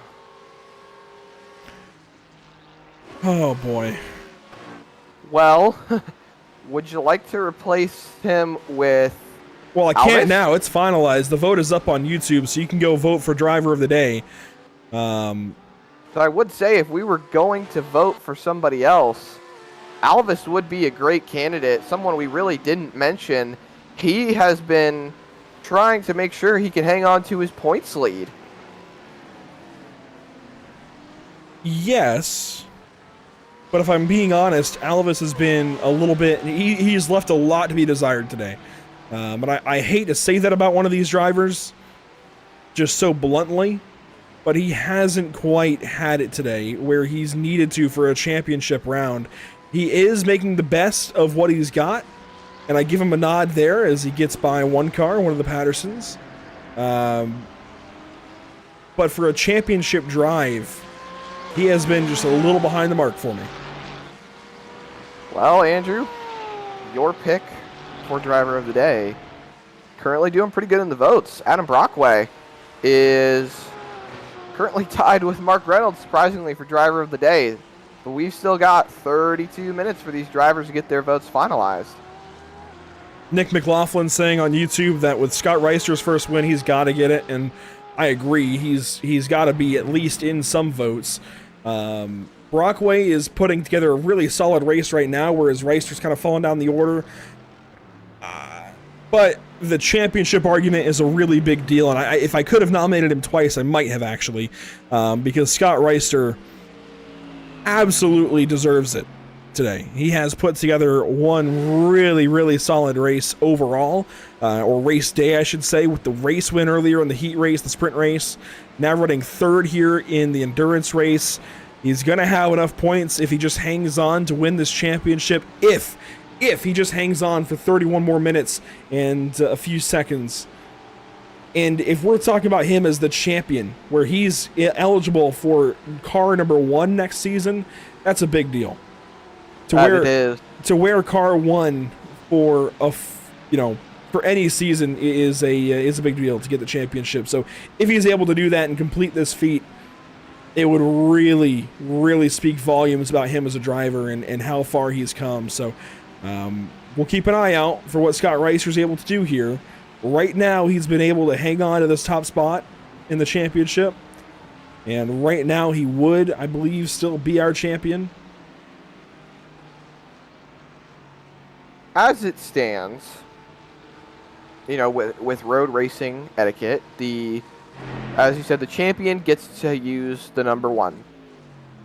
As someone who does not have the biggest road racing knowledge, as someone who's stuck to asphalt ovals most of his life, if you or anybody in the YouTube chat would be able to educate me a little bit on why the champion of each series is reserved to have the number 1 to be able to wear on their car. Why is that exactly? What started that tradition, and how has it been going forward this way? I think it just marks that driver as the champion. They are the top of the series. So you win the championship, the next season you get to wear number 1. I think it's just a status kind of thing. Everybody knows that, hey, that's the guy who won the championship last year or last season. Right, but the thing that I'm referencing is the fact of, like, let's say you have a new fan. Let's say you have a new fan come into Formula 1, and they look and see Max Verstappen, and they say, he's got the number 1, so he must be the number 1 driver. You know what? I'm answering my own question. Never mind. Oh, boy. Well, we'll see if anybody else on YouTube has any other input on it, but we watch Adam Brockway right now. 29 minutes to go with a 5-second race lead. We've got a pit stop. We've got Sean Patterson to the pit lane, and this should kick off our final string of pit stops today. These guys should be good to make it once they pit here. This is where the race is pretty much going to be won or lost. 28 minutes, almost 28 and a half minutes to go. This is where drivers can make a strategy call. Patterson's not going up on the jack. He's taking fuel only in that car, which would put him out and away maybe a little bit faster than it would be taking tires. 19 and a half seconds in the pit lane. That's about 6 seconds saved without going up on the jack to take tires. The longer you go here, the less fuel you have to take, because you're not running a full fuel run from here. So if you're able to go a little bit further, if you're able to go another lap, an extra lap, and an extra 2 laps or something, you're going to be netting more time in the pit lane because you won't have to take as much fuel as Patterson merges right there in front of Thomas Rayleigh. Rayleigh will get on by. But if you're able to go deeper here in this run especially, you're going to net yourself free time on the racetrack. Whether you get that free time versus other drivers or not, maybe other drivers pitted with you, so you're not really gaining anything on them. But you have to do it. You have to run as long as you can here. And I think that's why we see guys like Gonsalves and Cantonia, when they're up front, they run extra laps to run a little bit longer and take less time in the pit lane. And it really does pay dividends. And a second in the pit lane is a second on the racetrack too. So if you take a second less of fuel, that enlarges to be a second on the racetrack, and that's a big, big deal. That is extremely true. But just remember, Andrew, this is not the only fight we have going on. Remember, everybody, you can still place your votes for driver of the day. It's sitting at, right now, a 3-way tie between 3 drivers. I won't name names, but there's still a lot of chances left open to gain a bit more of an advantage when it comes to the votes. We're right on board here with Mark Reynolds. And he's looking at Leroy up the road. That's for an overall position, if I'm not mistaken, Andrew. And this would be a really big position for him to gain. He's already gaining about all he can as it is, but he's got a couple more cars ahead of him that he can pass. If he can catch Eric Leroy, it would be a huge statement. The last lap, Reynolds was a little bit slower. That lap, he was a little bit faster. So he's gaining on Eric Leroy ever so slightly as Leroy works through some lap traffic. It looks like that is possibly Miguel Colon, who is already, I believe, 1 lap down, so that wouldn't be any positions gained. So that would be huge, because as it stands right now, there's only about a 5-point difference between Reynolds and Alvis, which would put Alvis 2 points to the good. We think Alvis is 2 points up right now. So if Reynolds can go up there and get that spot, that would take it down to 2 points, to 1 point, sorry. And if he's got a clean race, that would actually put Reynolds out front, as opposed to in a tie right now. And I don't think Reynolds has a clean race right now. I'm going to go back and look at the start of this race, of the endurance race, to see if there was any form of contact between Reynolds and anybody else. So stand by on that regard. Looking through the replay at the moment. Like you said, Andrew, this is how we roll at Pit Stop TV. We do it all live. Well, not all of it. Not quite all of it, but a lot of it. Certain things, anyways. As here's Kevin Cantonia working up to Will Coffey. This is for 20th on the racetrack, 10th in class. Division 1's kind of all over the place today. Correct me if I'm wrong, because I know Mark Reynolds has 2 other teammates. Reynolds is the one that has the yellow on his spoiler, correct? That's correct. He has an off track. He does not have a clean race. So now it's a 2-point gap. It is a 2-point gap, because in the slew of everything that happened in that first lap incident, Reynolds was actually well clear of the incident, but in reality, he has only to blame a D1 driver, that is. Who is Delgado's teammate again? Miguel Colon. Oh, Cantonio's off the racetrack here. This is a nice little moment. Hey, that lets us focus here on Mark Reynolds then, who is out of turn number 6 now. You say he doesn't have a clean race. Miguel Colon spun in front of everybody after the incident, after he was past the incident. So I'm looking at the replay as we speak right now. Miguel Colon stuffed it up the inside of one other driver. I'm not sure who that was exactly, but it caused Mark Reynolds to make a hard right turn into the grass, which in turn netted him an off track. And if he did not have an off track by that point, there is still the possibility that when all the cars were spinning and he was trying to get around, that there could have been a netcode incident, there could have been something going on that would have actually netted him a 4X. So it's quite possible if he doesn't already have a 1X or a 4X, he may also certainly have a 5X. So he needs these spots. Or he needs Alvis to drop. And the closest... Actually, Alvis is under fire again, if I'm not mistaken. He just got passed by Browder. There you go, Brad. The Alvis did just get past. That now makes it a 1-point game for the championship. Jake Browder going on by as Lucas Souza's in the pit lane. Mark Reynolds then 1 point down. If he can go get Eric Leroy, that would draw them alongside one another in the championship. He's Now, got to go get him. Is the next car behind Alvis one lap down, or is that also for an overall position? It would be for a position. So Alvis is also still under fire then, meaning he needs 6 to hang on to seconds is that. the gap, though. That's back to Dean Kerr. It's a 6-second gap. Wasn't there a car directly behind Alvis? Oh, if you mean the car directly behind him. That just passed him. That is that's Eduardo Pecorini. Ah, so that's putting him a lap down overall then. I had thought you meant on the ticker. I was referencing the ticker, but Pecorini, I thought was for an overall position. It's so hard for me to actually gauge who is overall and who is not, because, you know, obviously you can tell by the windshield banners on these cars who is D2 and who's D1, but you're saying that D1 points also count as an overall position. So I thought Pecorini was behind Alvis overall and was passing him on the racetrack. I didn't know if he was lapping him per se, because the ticker does not show if they are overall one lap down, it only shows class. Well, there you go. Problem solved. Dean Kerr is the next car behind him, and that would be for the 13th spot. He's 6 seconds back. Reynolds has not caught up any to Eric Leroy. In fact, he's lost time as Leroy has gone by that Sim PR machine. I believe that is, yeah, it's Miguel Colon, who runs in the 18th spot. The car that actually cost him a clean race. Funny enough.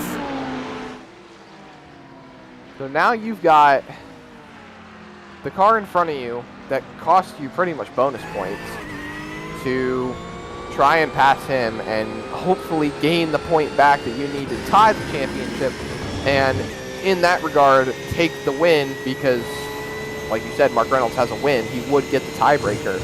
So, oh my goodness, so much math. It's a Saturday, we're not supposed to be in school. We're supposed to be sitting in front of the couch watching Looney Tunes.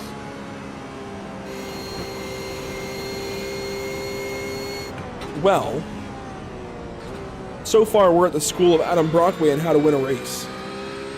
Like, this guy has absolutely dominated again. Dominated the endurance race at the Nürburgring. Dominating the endurance race here at Phillip Island. I don't know what it is about him in endurance races. I believe it was Alec Bergstrom and Adam Brockway who dominated the initial endurance race at Road America a season ago. And you know what, Zach? Well, we don't have a graphic for it. This is a good time to talk about the next race on the calendar for the North American Racing League. You might say, well, this is the finale, right? Well, what race can there be on the calendar? There is an Ironman event coming up for these guys where they will race a total of 24 hours between teams. However, that's not going to be 24 hours altogether. It's going to be 3 separate races, 8 hours apiece. I don't know how much I'm allowed to say and how much I'm not allowed to say yet, so I'm just going to leave it at that. It's a 3-race event, an Ironman challenge at 3 really cool racetracks, international racetracks. One of them is in the States, but 3 races. I'm going to try to guess here without prying into too much. Is one of them in Europe? No, actually. Oh, okay. Is one of them in South America? No, actually. What? Oh my goodness. North. I mean, all you've ruled out there is Interlagos. I mean. Well, yeah. Okay. So you already said there's one in the States. Are there more in North America? Well, now you're prying too far. Oh boy, that means I'm hitting the spot. Not necessarily, but I want to bring attention to the battle on the racetrack on screen. This is Scott Angelo and Ian Kidd. This is for the 9th spot on the racetrack. Go on board with Angelo. Third. This is for 3rd in D2. Correct. This is for 3rd in class. As Eduardo Picarini has just hit the pit lane.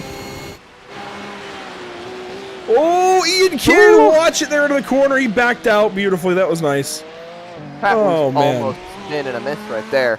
And that would be bad for Mark Reynolds, who's still trying to hang on.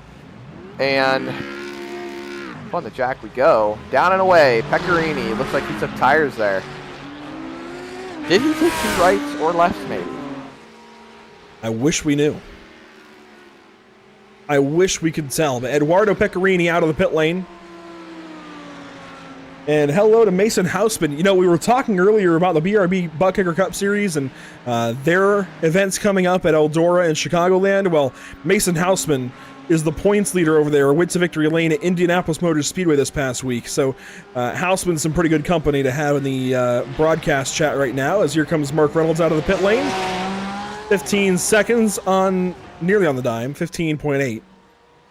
And he'll work back out onto the racetrack. And Mason, you're watching the North American Racing League, which is a private GT3 series, has been said in the YouTube chat, but there is an entry fee to join, there's payouts for each race, there's driver of the day payouts. This is, in my opinion, and not just because we're broadcasting it, the premier GT3 series on iRacing that is not hosted by iRacing themselves. That said, pit stops are in full swing. Thomas Rayleigh now works down the pit lane.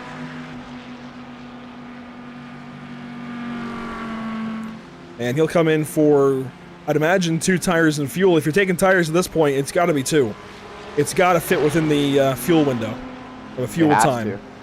16 minutes left on the timer before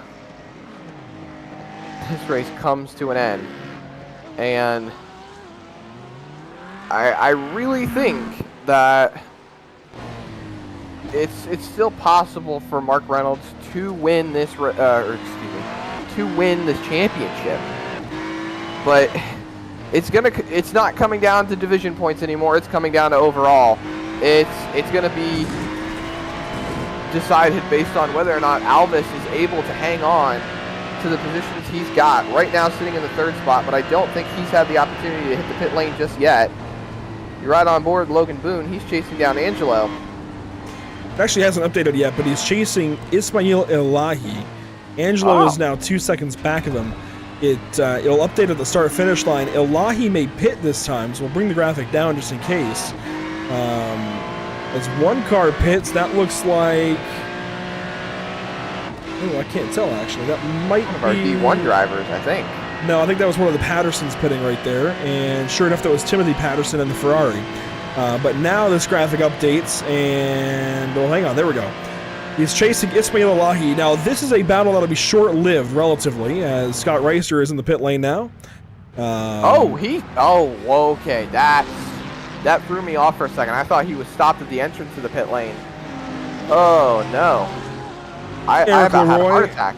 Eric Leroy also comes in, but Scott Reister down and away will rejoin somewhere behind Eduardo Pecorini, who now is some 10 seconds back of Adam Brockway, who is also pitted. So Alvis 7th at the moment. That puts the championship in the hands of Mark Reynolds for D2. But Boone has yet to pit. So that's going to move Alvis back into 6th. That puts it back to 1 point. Now we're just waiting for overall positions. There are 3 cars between Alvis and Leroy, or Alvis and Reynolds that have to pit still. Alvis runs in 16th overall. So right now he'd be losing 10 points. What did we say the gap was before? Don't make me start going back over the math. The gap was 7 points coming in. There we go. That's all we needed. So 7. So right now he's 3 down. Alvis or Reynolds? Alvis. Okay. Needed that clarification. Thank you. Oh my goodness. Wait. Oh, one car off track. Right there. That's Sean Patterson. No, we decided that it was 3 points that were made up. It was an 11-point gap. So it's 8 points between them. That's the gap. 8 points from Alvis to Reynolds coming into this. So 5 positions between them now. So like you said, that's 3 points in D2.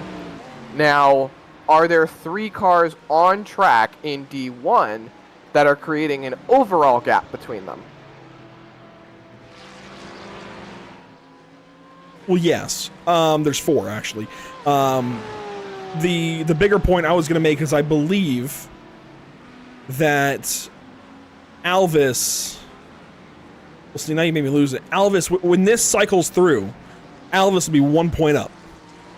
Okay. So Mark Reynolds needs to go get Eric Leroy, and now it's a 5.6 second gap, and that's just not going to happen. So 12.5 minutes to go. So then you look at somebody to pass Bradley Alvis. Well, he's got an 8 second gap back to Dean Kerr. It would have to be somebody overall, like Will Coffey maybe, but he's another 19 seconds back. I think Bradley Alvis has got this somewhat in the bag by 1 point. By 1 point. Hit pit lane, so that's going to be 1 spot up now. Yes, Boone is in the pits. We also are waiting on... Whoa, somebody was just spun out. Who? Oh, Jake Browder. Well, hello. That's a position gain for Bradley Alvis. Yes, it is. So now it's going to be 2 points. And Boone, I think he spun out trying to hit pit lane. So this is Jake Browder. Not Logan Boone. Was he trying to pit? Do we know? I mean, he's free right here. Loops it. Hard to say. He spins the tires to try and get it spun around, and not enough time to get that car looped. You're right on board now. First gear up to second. This is where it all starts to come away. He's in the third. Low revs, too. I mean... That's just old tires. Yeah. Very interesting.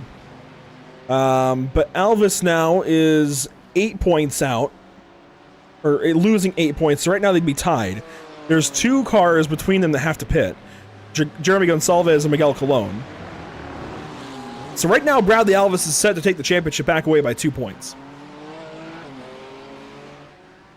What a day it's been. What a day. 10.5 minutes to go for these drivers. And, you know, it's rough to say, Andrew. Anything can happen in 10 minutes. You never truly know what could go wrong for these drivers. And there's always something that could happen, as I saw someone falling down the running order right there. Ismail Elahi. Is he having problems yet again? He's having a lot of connection issues right now, yes. He's just got a lap down, so he's around some of the leaders. He is having a lot of connection issues, trying to hang on, trying to stay in this race for 9 more minutes.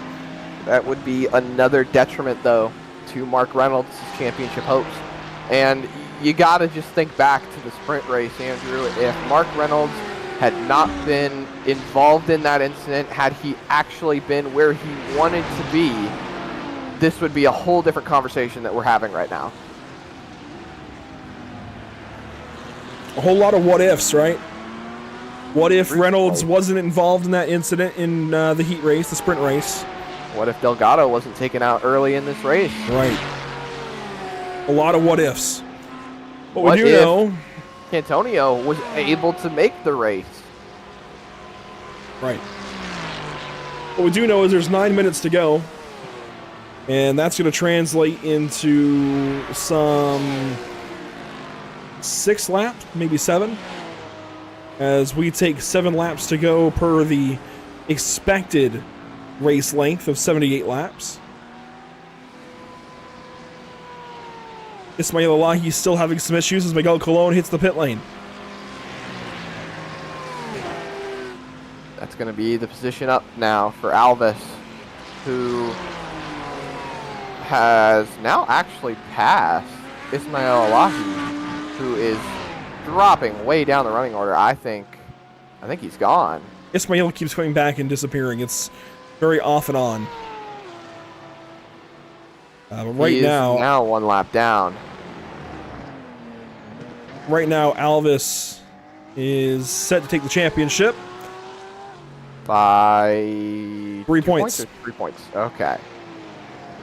So now it's just a matter of he doesn't need to push. He doesn't need to do anything. He can just cruise. He's on a leisurely Sunday drive, even though it's a Saturday. Just hanging it all out and letting her eat. At this point, he's got nothing more to gain. I mean, it's as it is, but this race may be, truthfully, it may be already decided, but hey, the race for driver of the day is still incredibly close.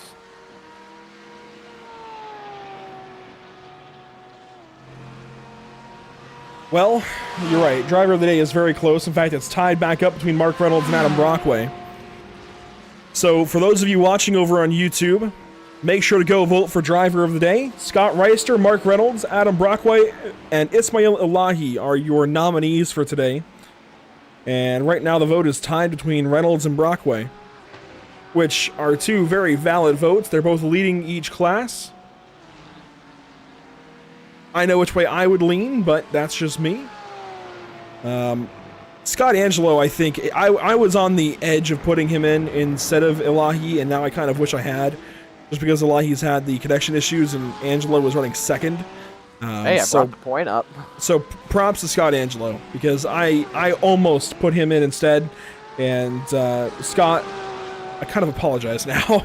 I mean, I didn't think that this race would go the way it has, but to Scott Angelo, I'm sorry. Because I wonder how he would have done in the vote, but as you watch your champion to beat potentially in Division 2, 6 minutes to go, it's very, very likely at this point, unless something happens in these last 6 minutes, that this driver wins this championship. Although, Zach, you see Gonsalves back there, that's something we hadn't accounted for, is the Division 1 guys that are flying back through the field after their issues could pass Alvis and put him a little further back. So where it's 3 points right now, Gonsalves could make it 2, and you never know. Reynolds is closing in still on Leroy. Only 5.5 minutes to go. If it's going to happen, it's got to happen now. We're getting to that point where the white flag is going to be coming out pretty soon, regardless of where the ticker's at. I think, if I'm not mistaken, once the ticker gets, or the timer, that is, gets down to about, what? It's like 1:30 or so. If the leader hasn't crossed the line before then, if it would give us 2 to go. If they cross it after the 1:30 mark, then that would give us an extra lap. So, I mean, that's just extra time to be able to make something happen, but still, 5 minutes on the clock. There's not a lot of time left for anything, really. So if it's going to happen, like I said, it's got to happen now.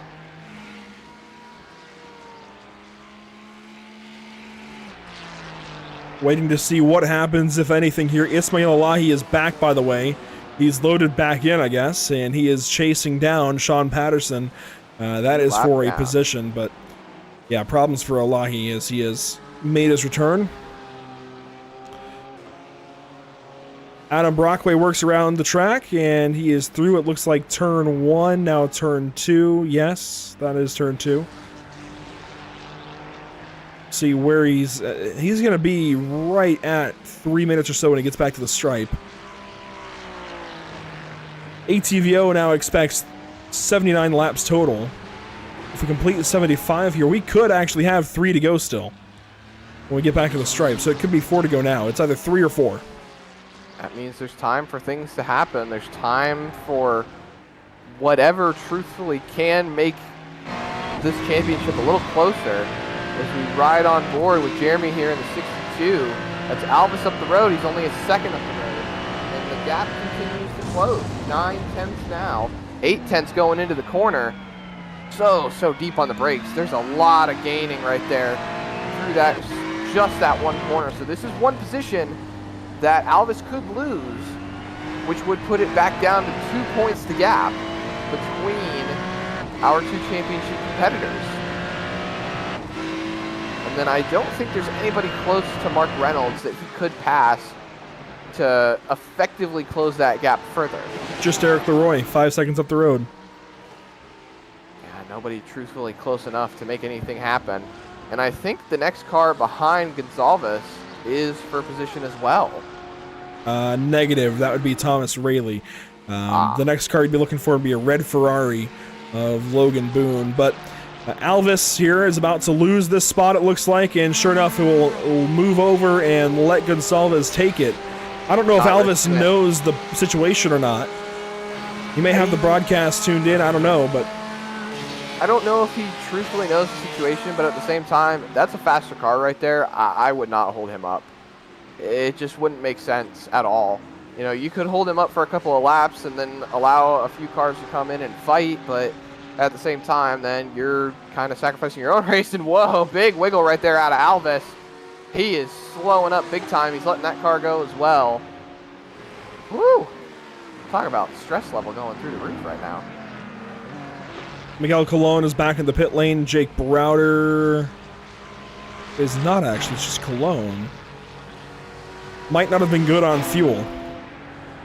But Adam Brockway leads the way. Here he comes past the pit entrance. This will be 2 laps to go. So we will have a 78-lap race here today. This will complete lap 76. 2 laps remain at Phillip Island Circuit for the North American Racing League for their season. We opened things up back at Spa, then it went to Interlagos. Then it was off to the Nürburgring. We came back from a break right at the end of July and went racing at Long Beach, then Suzuka a week ago, and now here at Phillip Island Circuit in Australia. It's a 10-second gap between Brockway and Pecorini at the moment. No concern for Brockway. There hasn't been for a while. It's been a nice, clean race for him. Scott Reister runs 3rd, Thomas Rayleigh 4th, Eric Leroy 5th. Then Mark Reynolds from Division 2 is running 6th overall.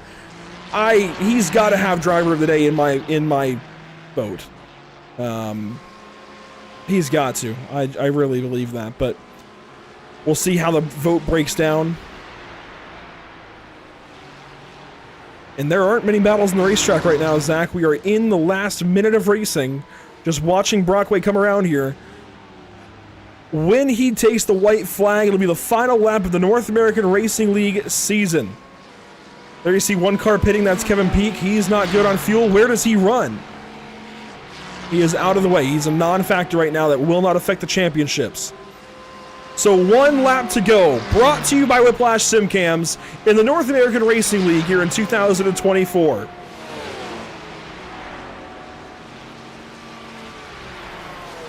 Just one heck of a performance by Brockway. 9 seconds out in front of Pecorini. Reister in 3rd. Effectively, if I'm not mistaken, Andrew, Reister should have this championship on lock for North American Racing League D1 title. The fight still remains. Mark Robinson leads in D2. And I don't think it's going to be enough, and I think Alvis is going to come away with this championship for D2. 1 car off the racetrack, that was Sean Patterson, right behind Scott Reister. He gets back on, there's no issue, no concern. Mark Reynolds continues to run in the 6th spot, and it's just not going to be enough, it looks like. There's nobody around Bradley Alvis. He's got a 4-second gap back to Logan Boone. It's turn 9 now for Adam Brockway. The final 3 corners lie ahead. Turn 10, 11, and 12. Between himself and a 2nd race win this season, it'll be a 2nd endurance win as well. He won the endurance round back at the Nürburgring. He's able to do it again back here in Australia at Phillip Island. Checkered flag in the air for driver 142. It's the 42 and the 42 to victory lane. Adam Brockway get a win at Phillip Island. And as Scott Reister comes around the final corner, this will confirm himself as our Division 1 and overall champion. You see the little wag out of celebration, the flash now down the front stretch. Unofficially, Scott Reister is your champion. Bradley Alvis comes across the stripe here, and unofficially he will as well take a championship by just a couple of points. Very unofficially, I want to stress that. Don't think he knows actually if he's a champion or not either. Mark Reynolds, though, will come home and take the Division II win. He got the sprint race win at the Nürburgring, gets the endurance race win here today at Phillip Island. What a day of racing overall. You see the checkered flag waved by Barney the flagman there. And Ismail Elahi at some point here will be the final car to cross the stripe. Here he comes out of the final corner, Fleischmann as well. And that should lock everything in, Zach. Mark Reynolds already in the booth waiting to talk to us. There goes Fleischmann. No last-minute penalties, it looks like. And I believe that is going to lock it in. So Adam Brockway, the race winner. But I believe Scott Reister will be your champion. And I believe Bradley Alvis will take home the Division II title. Again, that's a believe. We're waiting on official word, and we'll let you know as soon as we have that official word. But let's take a look at the race results, Zach. Up front, all endurance race long. Adam Brockway, simply sensational is how I would describe it. A race win for the 142 car in absolutely dominating fashion. He goes to victory lane in the endurance race for the second time this season. Did it at the Nürburgring, does it again here today. Eduardo Pecorini there second. Scott Reister third. Thomas Rayleigh, Eric Leroy complete your top 5. And look at all of the purple down here in the bottom half the top 5. Top 10, rather. Mark Reynolds, Scott Angelo, Ian Kidd, they each dot across the top 10, but Mark Reynolds especially, what a day for him. Only 49 seconds behind the overall race winner. As a Division II driver, that is a large feat after 2 hours of racing. That's less than a second per minute off pace, and usually there's a larger gap. So hats off, seriously, to Mark Reynolds. What a day there. Not to mention, Mark Reynolds has actually... It's a tie right now because there were a few people that voted a little late after the race ended. But if we're the poll ends when the race ends, I'm pretty sure. So Mark Reynolds, when results end, when we get done reading results. Well then, there's a little bit of time. That way, drivers have a second to tune in real quick. When we get done reading results, that is when the vote ends. There's still a little bit of time. If you're watching over here on YouTube, you've got to make your vote now. We could have a tie. We might just have a tie at the moment. More votes coming in as we tick on through. But like you said, we roll through the rest of the results. Jeremy Gonzalez, 11th overall, and there's Bradley Alvis. Only about 6 positions the difference between him and Mark Reynolds, so that's probably about a 2-point gap. So that would unofficially make Bradley Alvis your D2 champion. Logan Boone, Dean Kerr, Jake Browder, Kevin Cantonio, 16th overall. He clawed his way back up a little bit after being dead last for most of the race. Jacob Klein, Jeff Fleischmann, Ricardo Delgado, effectively not dead last like he was early on, so maybe he still actually has some sort of stranglehold when it comes to being in that championship fight, but certainly doubt that for the time being. Miguel Colon, 20th overall, and then just about, 10, 11 drivers left after that. Yeah, 21st is Ismail Elahi, some 2 laps down after the connection difficulties. Will Coffey there in 22nd. You see the rest of the results all the way down through 30th spot. But we will bring in Adam Brockway as this afternoon's endurance race winner. Adam, I don't know how you do this in endurance races specifically. I don't know what it is about you and running for 2 hours, but you go out and get the win at the Nürburgring earlier this season. You do it again here in dominating fashion again. What is it about you and endurance races? I don't know, man. We put in a lot of work this week with the team and coaches, and yeah, I don't know. I've gotten lucky in NARL Hero. I think we did one endurance race last season, and I took the win there, and I, both wins this season. So, yeah, it's working for me. Clearly, something about you and endurance races clicks. If this was an all-endurance series, maybe you'd win the championship with every single race won. Who knows? But what about Phillip Island today worked with your particular set of skills? Like, what about Phillip Island clicked for you? Because clearly you had this place working well for you. I've done a couple races here in another in a different league, and then the prep this week we did with Stu, coaching the team and everything. He helped me just dial everything in, and worked on a couple things to just make me more consistent and pick up the pace, and worked out this week. Well, Adam Brockway, not to overshadow the race win or anything, but I believe you're going to come up with just a little bit short of Scott Reister for the championship. Congratulations, regardless, no matter what the result is. A really solid day for you and the Madness M squad. A great way to end the season. Congratulations, and hopefully we're talking to you again soon. Yep. Thanks, guys. Have a good evening. Adam Brockway comes home with the race win this afternoon. Second place is Eduardo Pecorini. I don't see him tuning in, so we'll move right on down the line to Scott Reister, the series champion, when it's all said and done.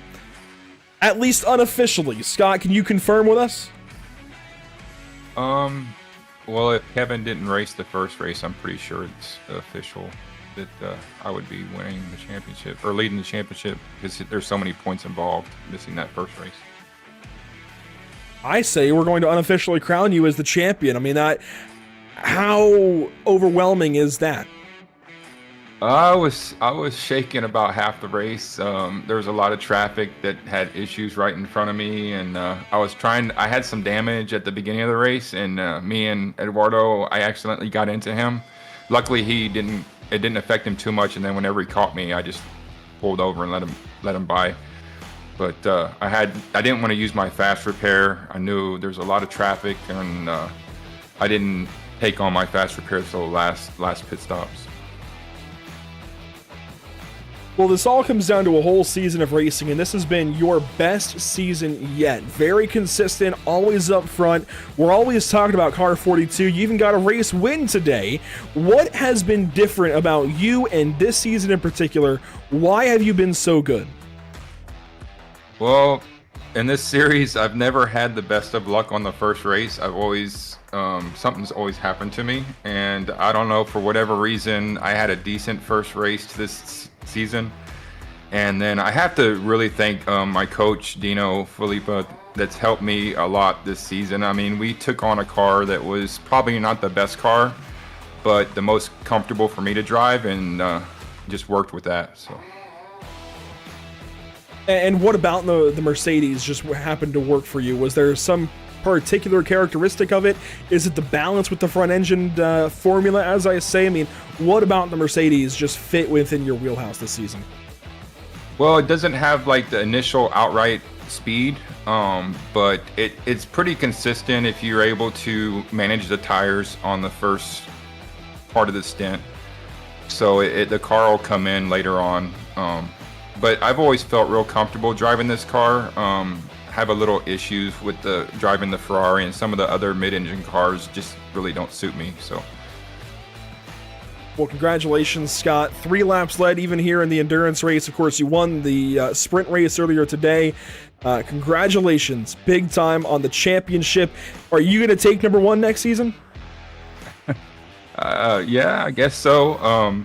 But got a lot of work to do because we got the big 24-hour race coming up. A lot of big teams are entering recently, so have to get all that organized. But yes, it's been a great season. Thank you guys so much for broadcasting all the races for us, and look forward to the next series. I don't know if it'll be Porsche Cup or GT3, probably Porsche Cup, but we'll see. Well, there you go, Scott Reister. My vote's always for GT3, but that's just me. 3 laps led today in the endurance race, the championship for Car 42. Congratulations, Scott. Hopefully we're talking again soon. All right, thank you guys. And Zach, we're going to move on down here to Division number 2. And in Division number 2, it's Mark Reynolds with the race win. I'll let you talk to him because he is also our driver of the day overall. And that, I think, is a huge feat. That it is. Mark Reynolds is coming away with a solid finish, winning, doing everything he possibly could to make sure this championship was still in your grasp. Mark, you had a struggle in the sprint race, and you were able to come back and get the win in the endurance. Do you think maybe, we were sitting here doing a lot of the math, do you think maybe you still mathematically have a shot at the championship, or do you think you're walking away just a few points short?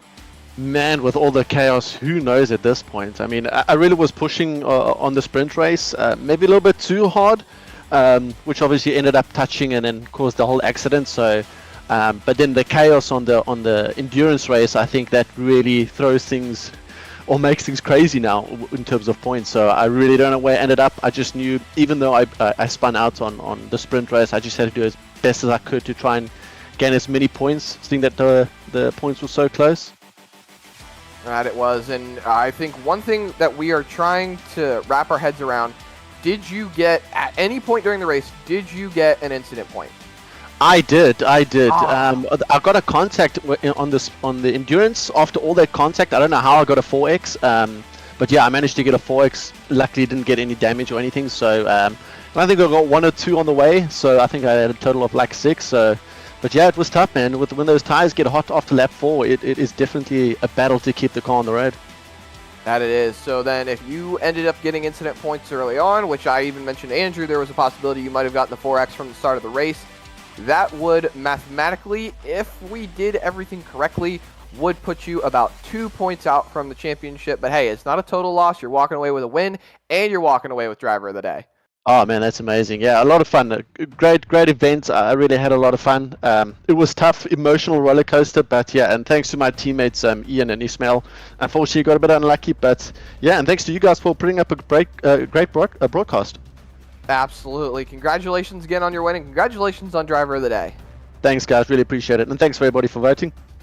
Absolutely. Mark Reynolds, your Division 2 winner of the day, driver of the day as well, over on YouTube. Great chatting with you, Mark, and I think we've got Bradley Alvis in the waiting room waiting for us, or I believe it's Ian Kidd. Well, we are first going to speak with Ian Kidd, who goes 3rd place today in Division number 2. Ian, this is the first time talking to you. First of all, congratulations. Secondly, what was that like? 2 hours straight here at Phillip Island. You come home 3rd place. Clearly the car felt pretty good. Yeah. How's it, guys? Thanks very much. Yeah, the car felt pretty good. You know, we picked it up. All 3 of us picked it up a week ago and put in quite a bit of practice time over the last week to dial in our turns and just keep our consistency in place. And it seems to have paid off a bit. I do admit I probably should share this placement with Ismail. The poor guy got DC'd with some packet loss towards the end there. It's unfortunate, but it was a good race. It was the probably one of my hardest tracks to get to know, and probably the most rewarding end of season placement I think all of us could have asked for. So it was great. Absolutely. You guys dominated this endurance race. I'd say you controlled the race for the most part, aside from Scott Angelo just getting in there towards the end. Do you feel like you could have done anything about him, or could you have got him? I honestly don't know where he came from. he was a few seconds back when I had a look after I think it was one of the second last pits, and no, I think he's quicker than I am, so he slowly gained on me and then took over. That's all his. I got nothing on that. Good on him. And how about you guys as a team? Clearly you're pretty strong. Clearly you work well together. Do we see you enter this Ironman challenge here in September? I think I'm actually away, so I can't actually do it. But the other guys may be interested if they haven't already applied. But this is our first league. I think we'll, based on our performance this time around, we'll definitely get in the next one. I don't know if we'll do this next 24 hours, but definitely again in the future. And we spend quite a bit of time together on Discord and whatnot, and over the years gaming. So we're quite a close-knit team of guys that race as often as we can together. Well, Ian, it's good to meet you. Congratulations, 3rd place today. Hopefully we're talking again very soon. Yeah, and thanks very much to you guys for doing everything you've done over the course of this league, as well as to the organizers and everyone else who's participated and made the race one to remember. Thanks very much. Ian Kidd, 3rd place today. Congratulations there, and we'll move on down to our unofficial series champion, Bradley Alvis from Shut Up and Drive It. And Bradley, we're waiting on things to be tabulated, but we believe that unofficially you are the Division 2 champion. Were you aware of that? Did you know the point situation? What was going on? Yeah, I mean, I was aware of it. Quite honest, I'll just give you the back. I woke up this morning feeling terrible, and I was like, man, this just isn't going to go well. So I knew that all I could really do is, the same thing I've done all year. I'm not as fast as any of these guys. Most of I'm only probably half as fast as half the field in the D2 group, but consistency and not getting in wrecks. And I just said, you know what, you got to take what you get today, and we'll see how it all pans out. And to be honest, I don't even know that I did when it's so close. I'm yet to believe it. It's very close. It's down to a matter of a couple of points. It's 1 or 2 or maybe even 3, one way or the other. I believe, based on our count, it was 8 points going into this race, and Mark finished, I think, 6 spots ahead of you. So I believe you've still got it by 2 points. Wow. But it's super, super close. You talk about maybe not having quite the same pace as a lot of these drivers, and admittedly, I'll say it, I said earlier, you were just kind of behind the mark today. You didn't quite have what the other guys did, which I think is fair to say, but you consistently just top 5'd them to death. Top 3 here, top 5 there, just earning those points consistently throughout the season. How important is that to you as a driver to consistently be in the same spot and just earn those positions as you go? The only thing I consider, to be quite honest. Yes, I practice like everybody else for pace, but for outright pace. But most of the time, I'm practicing race pace. I'm practicing what I can do, for fuel savings. A couple times I pulled in and jumped a bunch of people in pits, and honestly, that's probably why I'm at where I'm at. Well, to me, it's either strategize or end up way in the back of the pack. So I strategize, try to keep it clean. If I see somebody coming that I'm not going to be able to hold off, I let them through because it's just not worth my trouble. And how big of a relief, by the way, back to the points conversation, I think it would be remiss to exclude Ricardo Delgado from this conversation. He goes out there and dominates the sprint race. How relieved were you to see him have trouble? Not at all. Actually, I didn't want to see any of them have trouble, to be quite honest with you. Like, to be real, my focus was on the team championship, which I believe we won because it would have been Reynolds and Ishmael. And Ishmael had the disconnect, unfortunately. That's a bummer. That's not the way to do it. But we took first as a team, Mitch and me, and that's honestly the biggest thing. That was my biggest priority. So I'm just shocked, honestly. I'm shocked, and those guys are great racers, and it was a blast of a season. Couldn't ask for a better league. There you go, Bradley Alvis with a 4th place when it's all said and done in class, 12th overall, and potentially, unofficially, the champion in Division 2. Congratulations. Thank you, appreciate it. We don't know exactly what's going to happen as far as positions and points tabulations and whatnot, Zach, but we believe Bradley is the champion. We believe Scott Reister is the champion. It's good to talk to both of them. I'm glad we were able to talk to Bradley especially. Any final thoughts from this one? I mean, this has been a crazy, crazy day. Too much math.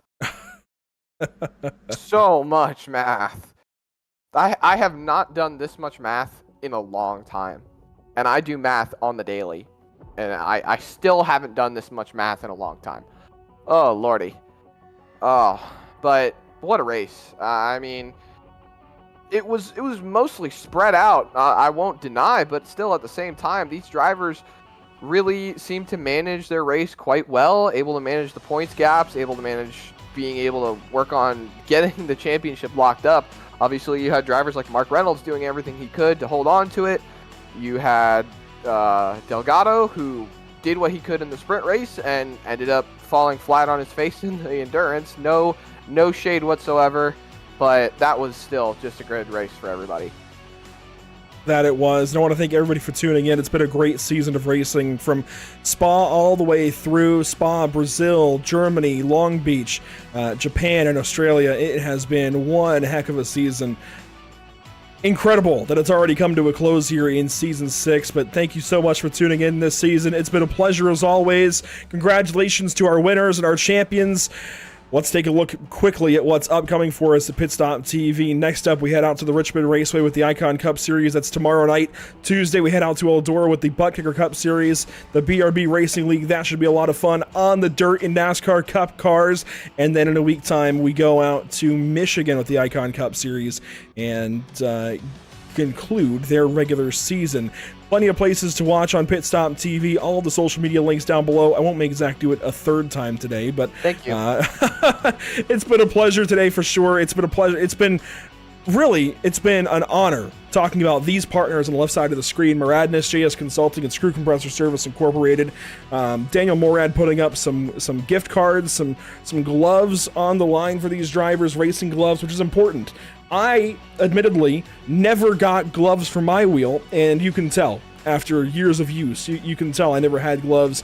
The oils on your hands just deteriorate these things over time, and you really should, if you can, get yourself some gloves. Otherwise, you'll be looking like me with a kind of scuffed up wheel after a handful of years. But definitely check out Maradness, JS Consulting, and Screw Compressor Service Incorporated. It's been a great season this season, and a pleasure to talk about each of those groups, and a pleasure to talk about Whiplash SimCams, ATVO, CC's Business, and Cody Williams Design here at Pitstop TV. That will do it for us this evening and this season of racing for the North American Racing League. Until next time, everybody, thank you so much for tuning in. We have the Ironman Challenge in a month and a half. Make sure to tune in for that. 3 racetracks. I think I'm allowed to say which racetracks. I wasn't sure earlier. I think I'm allowed to. Road America, Suzuka, and Bathurst are on the line. Some really cool racetracks coming up. We're coming back to Australia for part of it, going all across the world. Make sure to tune in for that in a month and a half. If I get in trouble, I get in trouble. Scott's going to yell at me. That's all right. But thank you for tuning in this season. It's been a pleasure. We'll see you all next time.